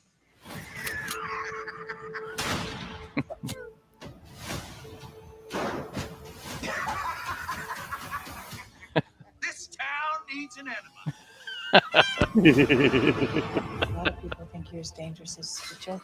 Fuck it. I think your friend Wayne is really screwed up. There's who murdered in that house.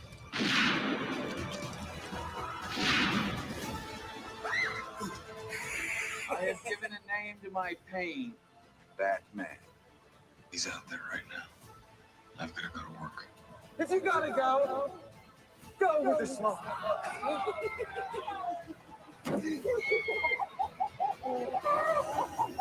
You ever dance with the devil in the pale moonlight?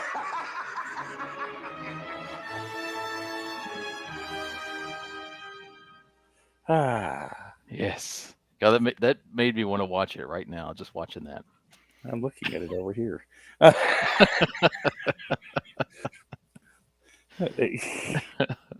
agree with a good chunk of the list, but I could see you're standing on the Batman on where Yeah. it should have been. It should have been worse on the list. It it did not deserve. It did not belong in second place at all. Yeah. I would say that the Dark Knight belonged on second. Yeah. Definitely. Um, but the original Batman that belongs in the '89 Batman that belongs right there at the top. No, Batman and Robin, number one. Oh, and they crapped on Batman Forever. It had charm. I'm not saying it was a great movie, but it was a funny movie. It wasn't too particularly fun because that was when they decided to go ballistic with the whole neon stuff. That just Oh yeah. and then you had Batman and Robin was whenever you had um, Bat nipples. yeah. Well, they started putting bat nipples in Batman Returns, and I don't think they had bat nipples in the first one. But why do you have nipples on the suit? uh, you have but no, you had the back credit card, which that thing was burn in hell. That alone should have made it at that guaranteed the bottom of the list. Right there at worst ever made. Uh,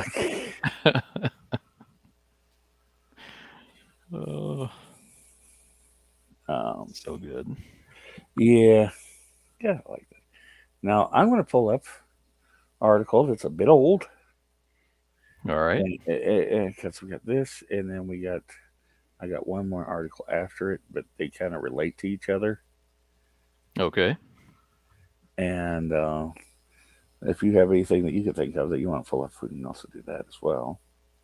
But I figure after this, if we get these last two, if you don't have anything to go up, we can wrap things up and maybe some zombie slaughter.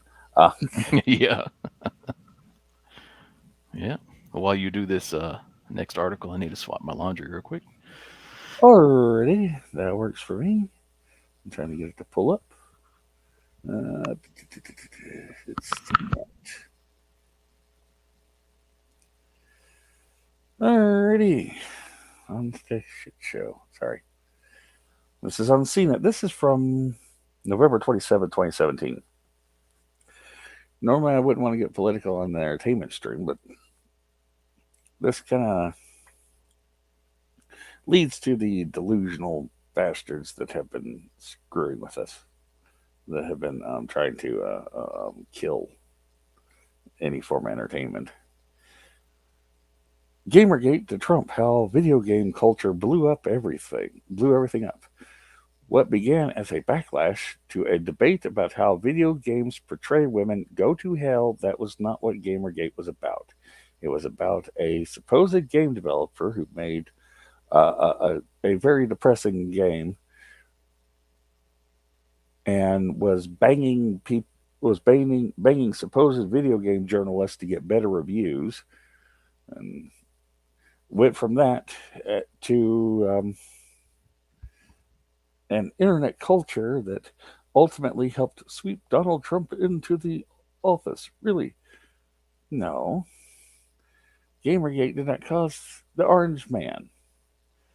Gamergate wasn't about women being in video games and how they're portrayed in video games. None of that. Gamergate was about intellect. Was about integrity, the integrity of the developers and the reviewers, and exposed them they had no integrity, and they haven't recovered since. Editor note: in July, CNET published a special report exploring how hate spreads over the web. The stories in that series examine internet fueled intolerance. Our reporters explored, for example, what happens when online hate speech crosses into real life, the ways neo Yazis use social media, and how Rossicist co opted cartoon character Pepe the Frog. Some of CNET's female reporters shared their own experiences of being harassed online. Let's see, 2017. That was really at the beginning of the Be Gone Thought thing, so who knows? Um, the timing of the package, I Hate Intolerance Takes Over the Internet, was uncanny as we celebrated the 50th anniversary of the Summer of Love slid into a summer of hate. People threatened places of worship, defaced cemeteries, and intimidated others because of the way they look or dressed. Oh, wait a second. Aren't you the same bastards? Never mind.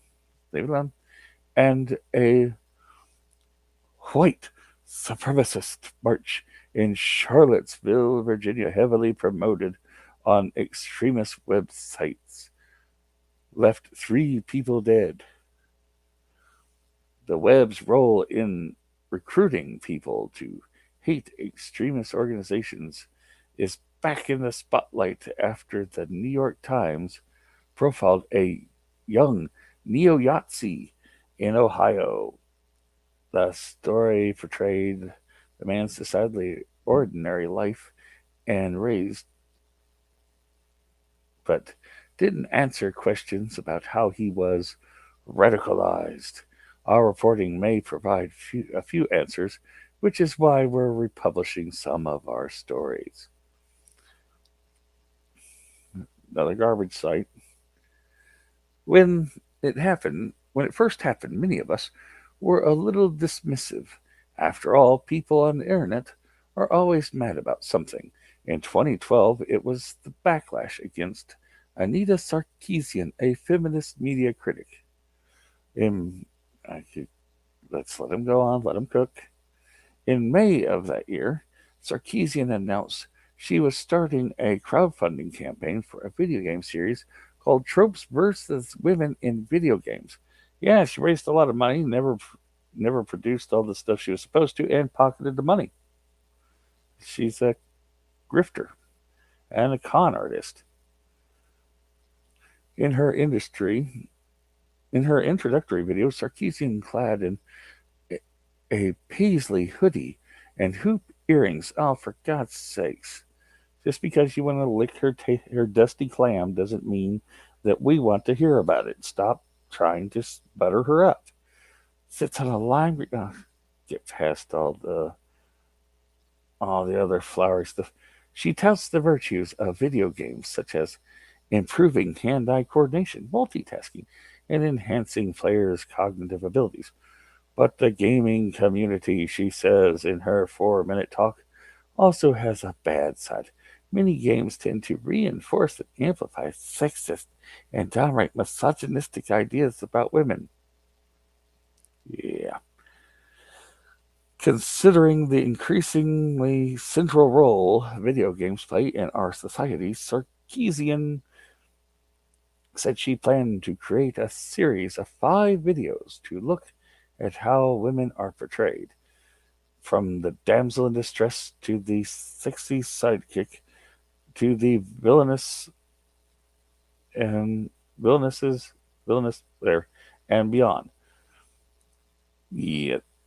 The trouble started soon after. Sarkeesian hoped to raise $6,000 over the next month to help pay for her project. The fundraising window overlapped with the 2012 Electronic Entertainment Expo, the video game mega marketing event held in Los Angeles each year. Not anymore. She hit her goal in the first 24 hours. In the end, she'd raised more than 26 times what she had asked for, tallying $158,922. Are you ever going to put out the rest of your videos? Ever? Oh, wait. I forgot. Feminist Frequency completely went belly up. That was like a month or so ago. It kind of completely burst into flames. And they finally shut it down completely. But not everyone was applauding. An army of hateful trolls woke up, found each other online, and launched a crusade of harassment targeting not only Sarkeesian, but anyone else who questioned their view on how the gaming world should be. One, no one would have even known anything about Sarkeesian if it wasn't for the fact that this grifter had scammed a whole bunch of people because she was not following through on her commitments to the crowdfunding thing. And there are still active lawsuits on it, if I remember correctly. So why should you care that people on the internet got angry? Well, there you go. Welcome to the internet. If you're not getting shit on by people, then apparently you haven't been doing it right, or you just haven't been online for any length of time. Here's the brutal reality of online hate. 6 gifts that show you the internet's nasty side. I'm not clicking all this crap. How to scrub hate off Facebook, Twitter, and internet. New Pepe comic plan because you can't keep a good frog down. Yeah, I could laugh about what happened there. Because attacks on Sarkeesian marked the beginning of a cultural shift. Nope. Just pointed out that basically anything she gets involved with, avoid. Because she's the same one that's who came out, and part of the reason that she gets so much crap, and she probably would have been left alone if it wasn't for, she comes out on stage and says everything is sexist, everything is racist, everything is some sort of phobic this, phobic that. No one cares. You decide to attack people that nobody cared about you. Her time in the sun is gone. And just last year, she was threatening a game developer because they wouldn't take her on. Go to hell. A key marker in what some people consider the decline of civil discourse, what happened to Sarkeesian, is that internet trolls, predominantly anonymous posters, realized they could work together to try to destroy the lives of people who disagree with them. Really? Sarkeesian and her cult and others that were out there that were actually the perpetrators for the Gamergate crap? You mean the lovely people that formed hate mobs and cancel mobs to go after anybody who said, "Hey, something's wrong here. Why is it that this person should still be giving reviews on a game of a person he's plowing?" And there wasn't just one. She kind of cheated on the guy with multiple people, and he decided to go public with it. Disagree with him. Together allows people to disagree with him. The online hate directed at Sarkeesian and her project over Twitter, Facebook, and Reddit include calling her a slut, threatening to. Still never saw receipts on those. Still waiting. And suggest someone should go to. Still want to see receipts on that. I still call bullshit. But here's the woman that caused it all to start. That was just the beginning. A few years later, anonymous online trolls threatened to still want to see receipts. Especially considering this one decided to run for public office, so they would definitely have tracked them down. Indie game developer Zoe Quinn, after her ex-boyfriend posted a 9,000-word online screed accusing her of sleeping with a game journalist for positive reviews. Yeah, it wasn't just one game journalist, it was 5. You're trying to underplay it and crap on the guy who pointed out that she had cheated on him. Yeah, that the whole campaign against Sarkeesian, Quinn, and other women became known as Gamergate. No, this was a campaign against scam artists and a very, very intellectually dishonest person that luckily she got taken down in her chances of making it into office. I mean, she was thrashed at the voting box. Today, angry internet mobs routinely use the threat of still waiting to see receipts and all these claims as a way to lay claim to whatever it is they think they're losing to what they describe as political correctness. And along the way, along they way, they way, they've, oh Christ, this hurts my head, adopted new approaches that we expect from CNET, though. And this was an article from 2017, by the way, old man, that Oh wow. combine old school writing campaigns with internet terror efforts, like publishing people's doxing people. You mean the whole thing that Sarkeesian was caught doing, going through and having whole campaigns of people to dox people, and then she squealed victim Wow. whenever they decided to complain about it. Well, This whole thing is, look, if you want to go through all this, I can't go through this anymore. Basically, they're trying to say that this is from 2017, Gamergate to Trump, how video game culture blew up everything. It's all mm, gamers' fault that for Gamergate and Trump. Gamergate were a video game where Zoe Quinn, a woman who supposedly developed a game, probably the lowest rated game ever on Steam, by the way. Um, she developed that. She was plowing various critics, which her own ex decided to put out, which this wonderful place called CNET was attacking the X in this article.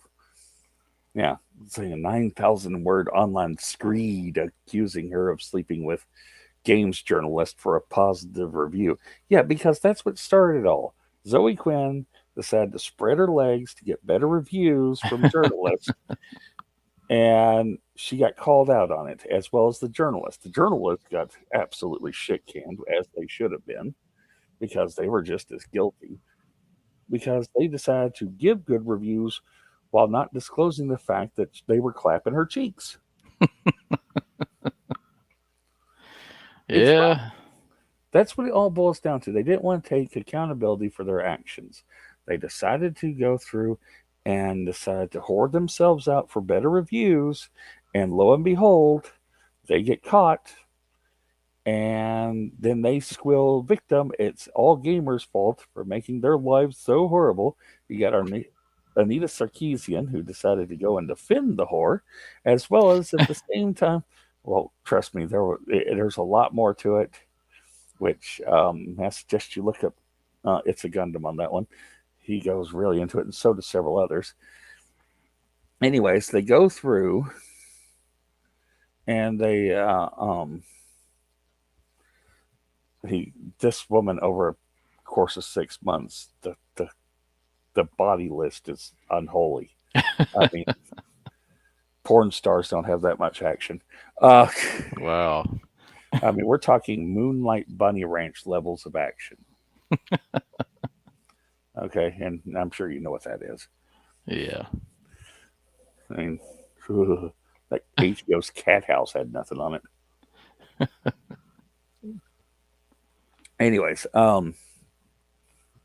yeah, it was all because of that. Sarkeesian decided to go and take advantage and say, "Oh, all these gamers are sexist, racist, and all this other stuff because they're going after her." And here I'm putting out this video series that is going over tropes, these horrible tropes in games. I just need to raise this much money, and I'm going to make this many videos.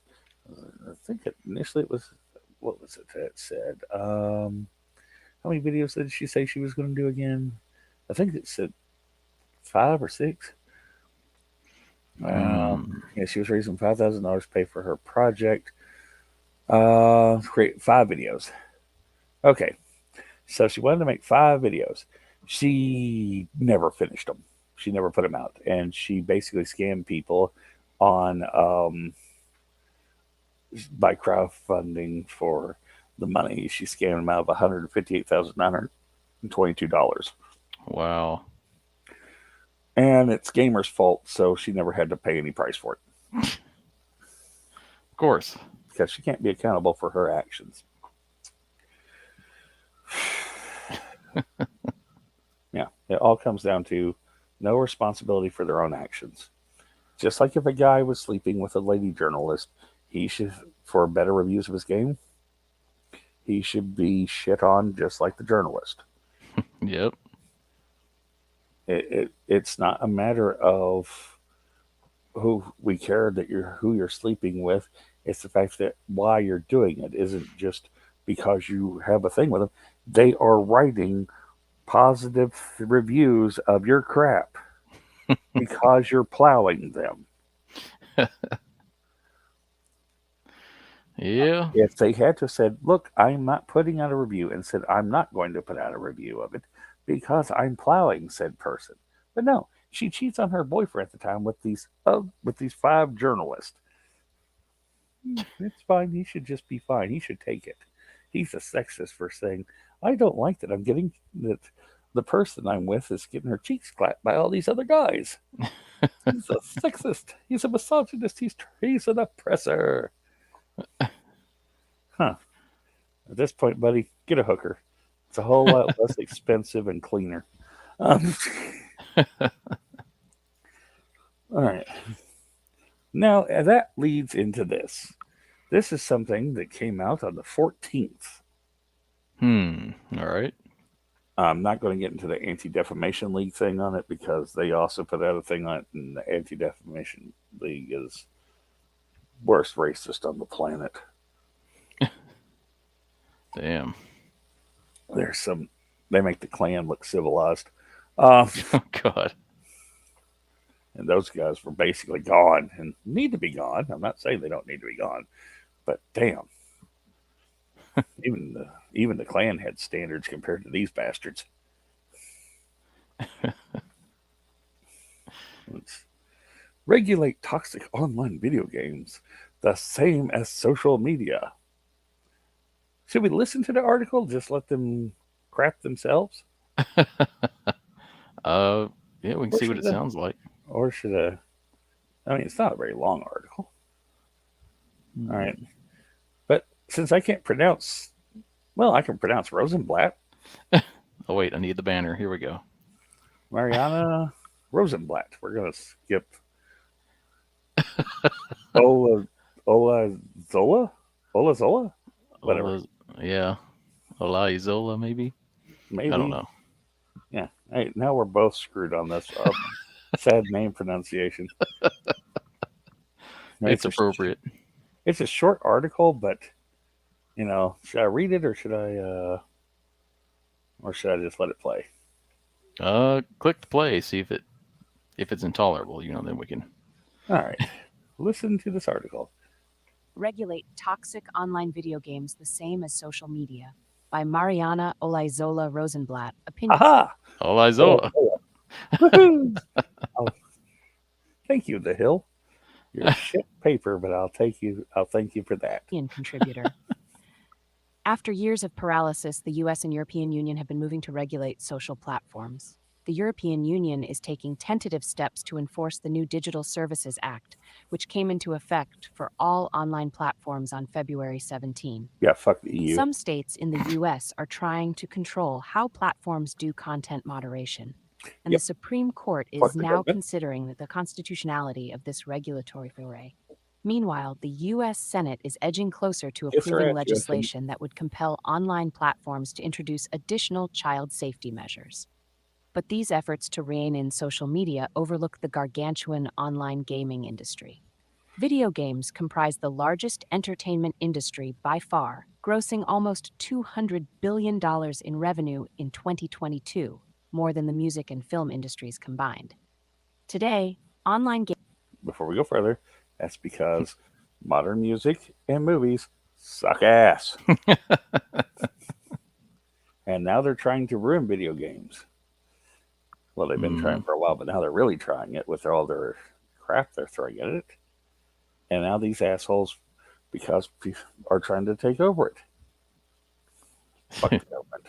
Gaming sites offer far more than entertainment. They are social platforms that channel user communication and enable networking and community building.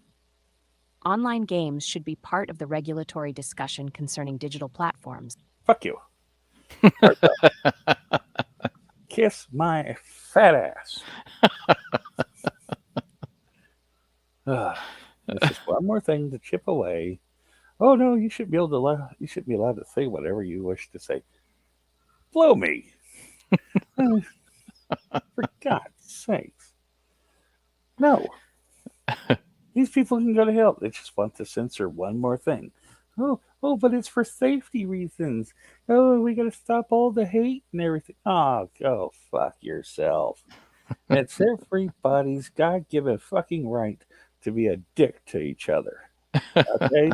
And to say whatever the fuck they want to say, whether you like what they're saying or not. That doesn't mean you had the right to beat the ever-loving bloody piss out of them. It just means you tell them to go fuck themselves and leave. That's how we were raised. If you don't like what the person's saying, just tell them to fuck off and go do something else. Yep.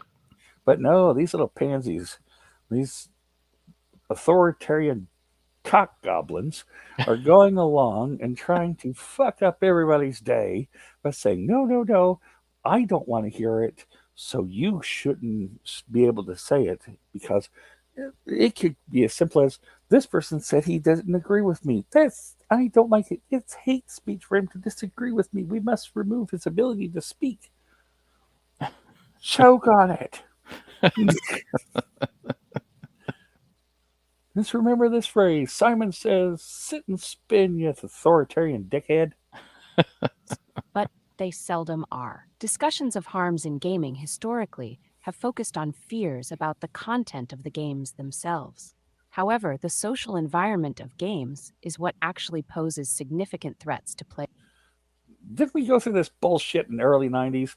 Oh no, games are so a threat. They're going to cause people to. GTA is going to cause these kids to go out and kill each other and kill others. They're just going to go shoot up people because they played GTA and steal a car and run over everybody. Yay! Mortal Kombat, yes. Some kid's going to learn how to freeze another into a block of ice, rip his head off, and keep the spine attached. While some other little handicap one sitting off in the corner going, Toasty!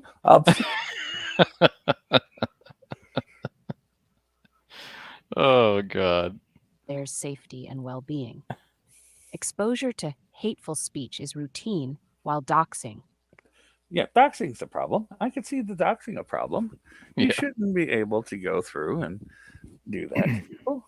But at the same token, there's doxing, which is going through and fishing for somebody's information, which is wrong.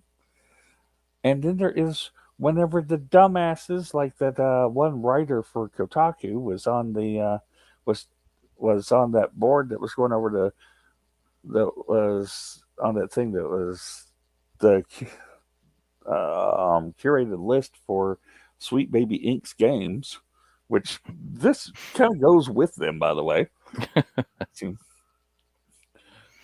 The Kotaku writer went on there and was trying to get people to talk to her using her actual fucking name. Rule number 1 of the goddamn internet that we've known since the dawn of the internet. Don't use your real name, stupid. Exposing someone's private identifying information and physical threats are also common. Receipts, please. acute concern is mounting evidence that extremists and other bad actors take advantage of the pre-existing toxic gamer culture. I'm tired of that fucking line already. Toxic gamer culture. You want to hear toxic? I'll give you toxic, you bitch. You want toxic? Toxic is you assholes deciding to go through, complain about anything that brings anybody any form of escapism because it isn't diverse enough, or this, that, and the other. And then again, you're also the same ones that say we must shut down anybody who says, don't chop the pecker off a child. That's toxic to say, don't mutilate the child. But God forbid, Oh, God. we say, we don't want to hear from you, so we turn you off. You're irrelevant. To disseminate their hateful ideologies and unleash hate-based harassment. Receipts, please. While players, game makers, and members of civil society are familiar with these problems, bullshit. Many companies and policymakers are only just beginning to address, or in some cases, even acknowledge these authoritarian issues. Gaming companies and policymakers seem to be operating under a misconception about how the rights to privacy and freedom of speech should apply online. Absolutely apply. To the point of eat a dick. Suck it. I'm a free speech absolutist. You can say what you like. I may not like what you're saying.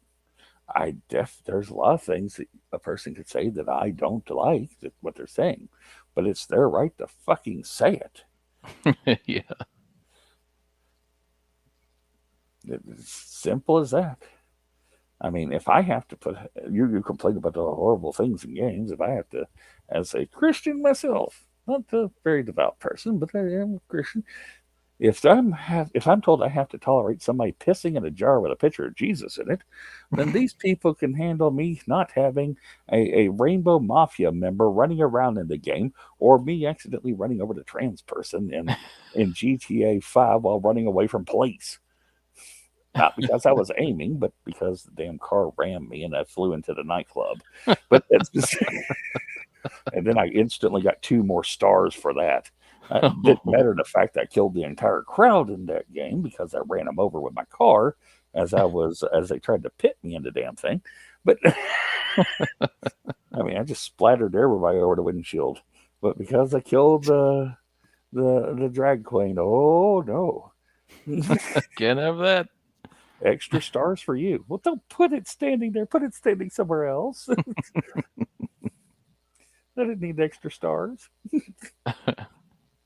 The misconception stems from inadequate attention to the human rights on the other side of the equation, that of victims of extremist harassment and violence. Receipts, please. Definitely. Victims of harassment and violence. No, you just don't like people that disagree with you having a voice. Eat a dick. Yeah. Hate, harassment, and the perpetuation of extremist ideologies rooted in hostility towards specific groups. I have no hostility towards a specific group, except for you authoritarian dickheads. And as far as hostility goes, it's mostly a verbal hostility. I wish you no ill will other than to see your career burst into flames as you fade into obscurity, living a happy life doing something else. How about you go learn to code like you told everybody else to do that was losing their jobs? Stand in direct contradiction to the very notion of human rights, which are premised on the belief that all human beings have equal worth. Yes, and amongst those human rights are everybody has the right to say whatever the fuck they want, whether you like it or not. It's real simple. Regardless of their specific characteristics or group membership. In practice, exposure to extremist rhetoric and behavior in games has tangibly and sometimes devastatingly affected victims of harassment. Show me one case. Just one. Intimidation, and occasionally violence. In the most severe cases, extremist radicalization through gaming inspires actions that violate individuals' right to life. The purpose. Oh, you mean like those cocksuckers that decide to swat people? Those guys deserve at least. I personally say if you swat somebody, you deserve to get at minimum attempted murder charges. Yeah. At minimum, and if they actually succeed, you get first degree murder, and death penalty should be on the book on the even though I'm opposed to it, it should still be on the table for the states that it's still allowed in. Morally, I'm opposed to the death penalty, although I may understand why it would be considered. I'm morally opposed to it. It lets them get off easy if you just kill them, unless it's a certain type of offender, in which case wood chipper. I don't want to pay for them to breathe. I know which ones you're referring to. So should everybody else that watches the stream. Perpetrator of the 2019 Christchurch massacre in New Zealand used gaming chat rooms to engage in and seek support for his racially motivated extremist ideation. Oh, for fuck's sake. The shooting in New Zealand? Really? You want to go over that? Okay. He was also active in the state media website and the state media's chat rooms rather regularly too. Do you want to go after the Australian state media's chat room and say, oh, they're extremists too? Did they get him? Yeah, God, you're trying to scapegoat. His gamification of the actual attack inspired subsequent mass shootings at Poway, California, El Paso, Texas, Halle, Germany, and Buffalo, New York, to name a few. Wow. Would you at least give specifics on those? The one in Buffalo, New York, that was a little bit of a weirdo there. He was already on a list monitored by our own 3-letter agency, and they didn't do anything about him. Kind of weird. But blame the games.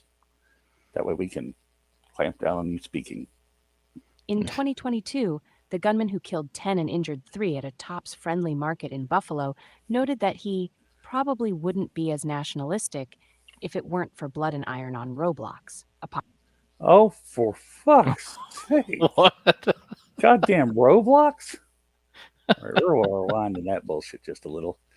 That's a whole level of bullshit I've never heard before. Killed 10 and injured 3 at a Tops Friendly Market in Buffalo noted that he probably wouldn't be as nationalistic if it weren't for Blood and Iron on Roblox, a popular online game.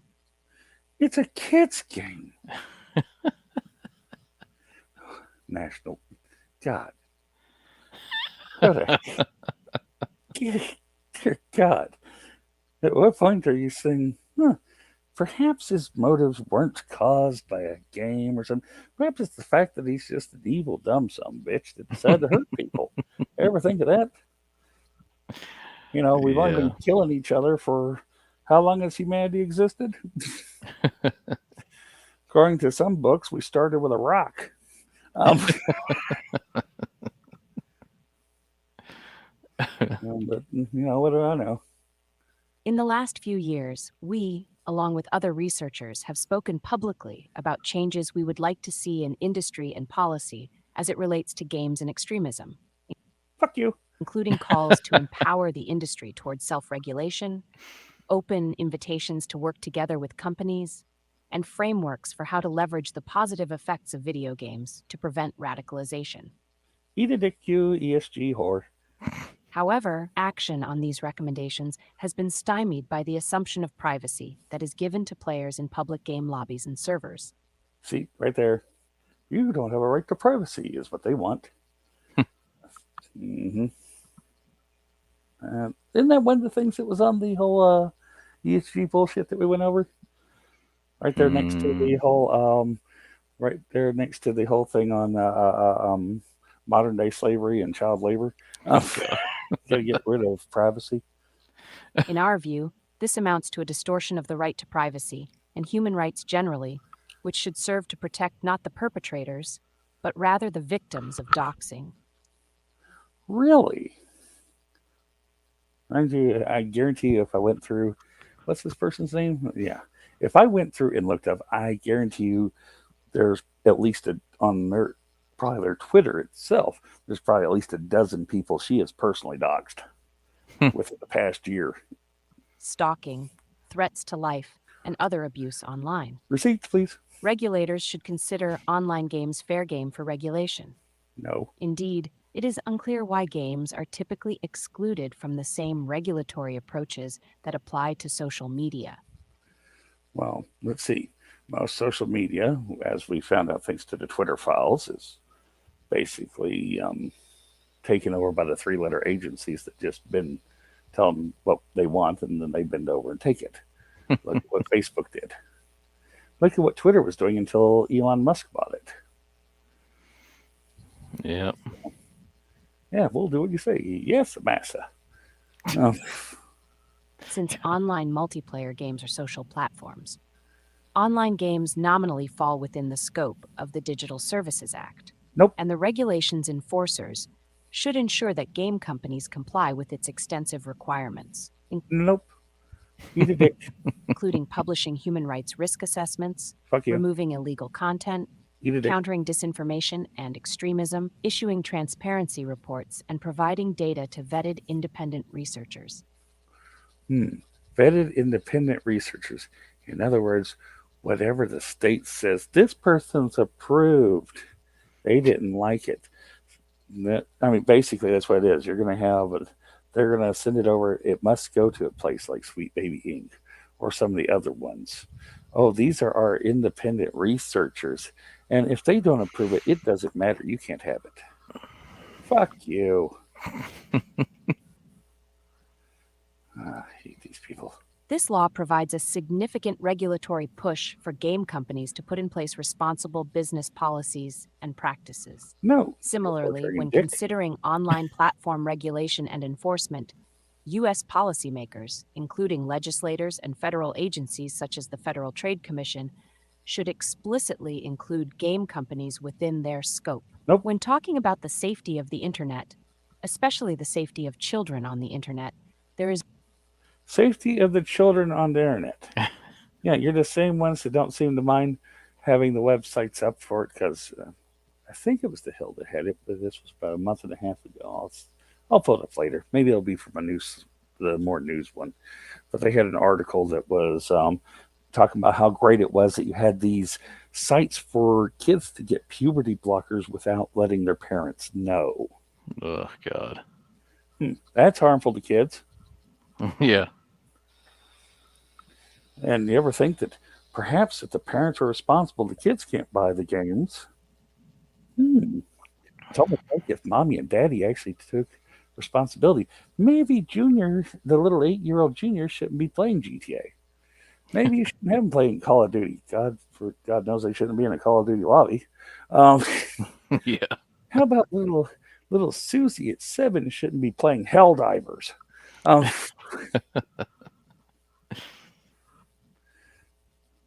Personal responsibility and accountability, but not government responsibility and accountability. Fuck them. Government should stay the fuck out of it. They regulate everything too much. Stay the hell away from it. There's no more important place to start than digital playgrounds. Game makers, policymakers, researchers, and advocates all share the common goal of making play as safe and enjoyable as possible. No, they don't. If they do, they're idiots. Their goal should be make money. And actually make quality games. Yeah. Oh, wow. What a horrible concept. Let's make something good. It is time to open these conversations and stop ignoring the $200 billion elephant in the room when it comes to regulating social spaces online. Okay. Mariana Olaizola Rosenblatt is a policy advisor on technology and law at the Center for Business and Human Rights at New York University's Stern School of Business. Rachel Cowart is the research director of Take This, a mental health nonprofit decreasing stigma and increasing support for mental health in games. There's just a whole lot of stupid in the whole fucking article. I can't take it. Fuck it. Man. What is wrong with you people? You're regulating everything to death. You're calling for more regulation just because, oh no, there's people that think different out there that play this. We must stop that. Yeah. We must regulate what they can think. You're the same people that were Oh no, somebody thought something different on Twitter. Censor them quickly. Good Lord. Hate these people. And anybody out there, don't contact them. Just remember them. Okay? Remember them. And whenever they decide, because in about I'd say, let's see, I'd say in about a year and a half, whenever certain things hopefully change, and these people are whining about how horrible things are, remind them of things like this, where because of their actions, they made things worse, and now they have to live by the same standards they were trying to force on everybody else. Hmm. While they're trying to regulate and censor people from being able to say what they want to say, give it another year, and they're going to be whining that, oh, we can't say what we want to say because things change this way. Nobody said you couldn't say what you wanted to say except for you. Yeah. I hate people like that. Just go to hell. You're ruining everything that was once good and green in this world. You're scouring the Shire. You're napalming the hell out of it. Samwise Gamgee's just sitting there smoking his pipe after Frodo has gone off to the Undying Lands, and now he gets a napalm strike.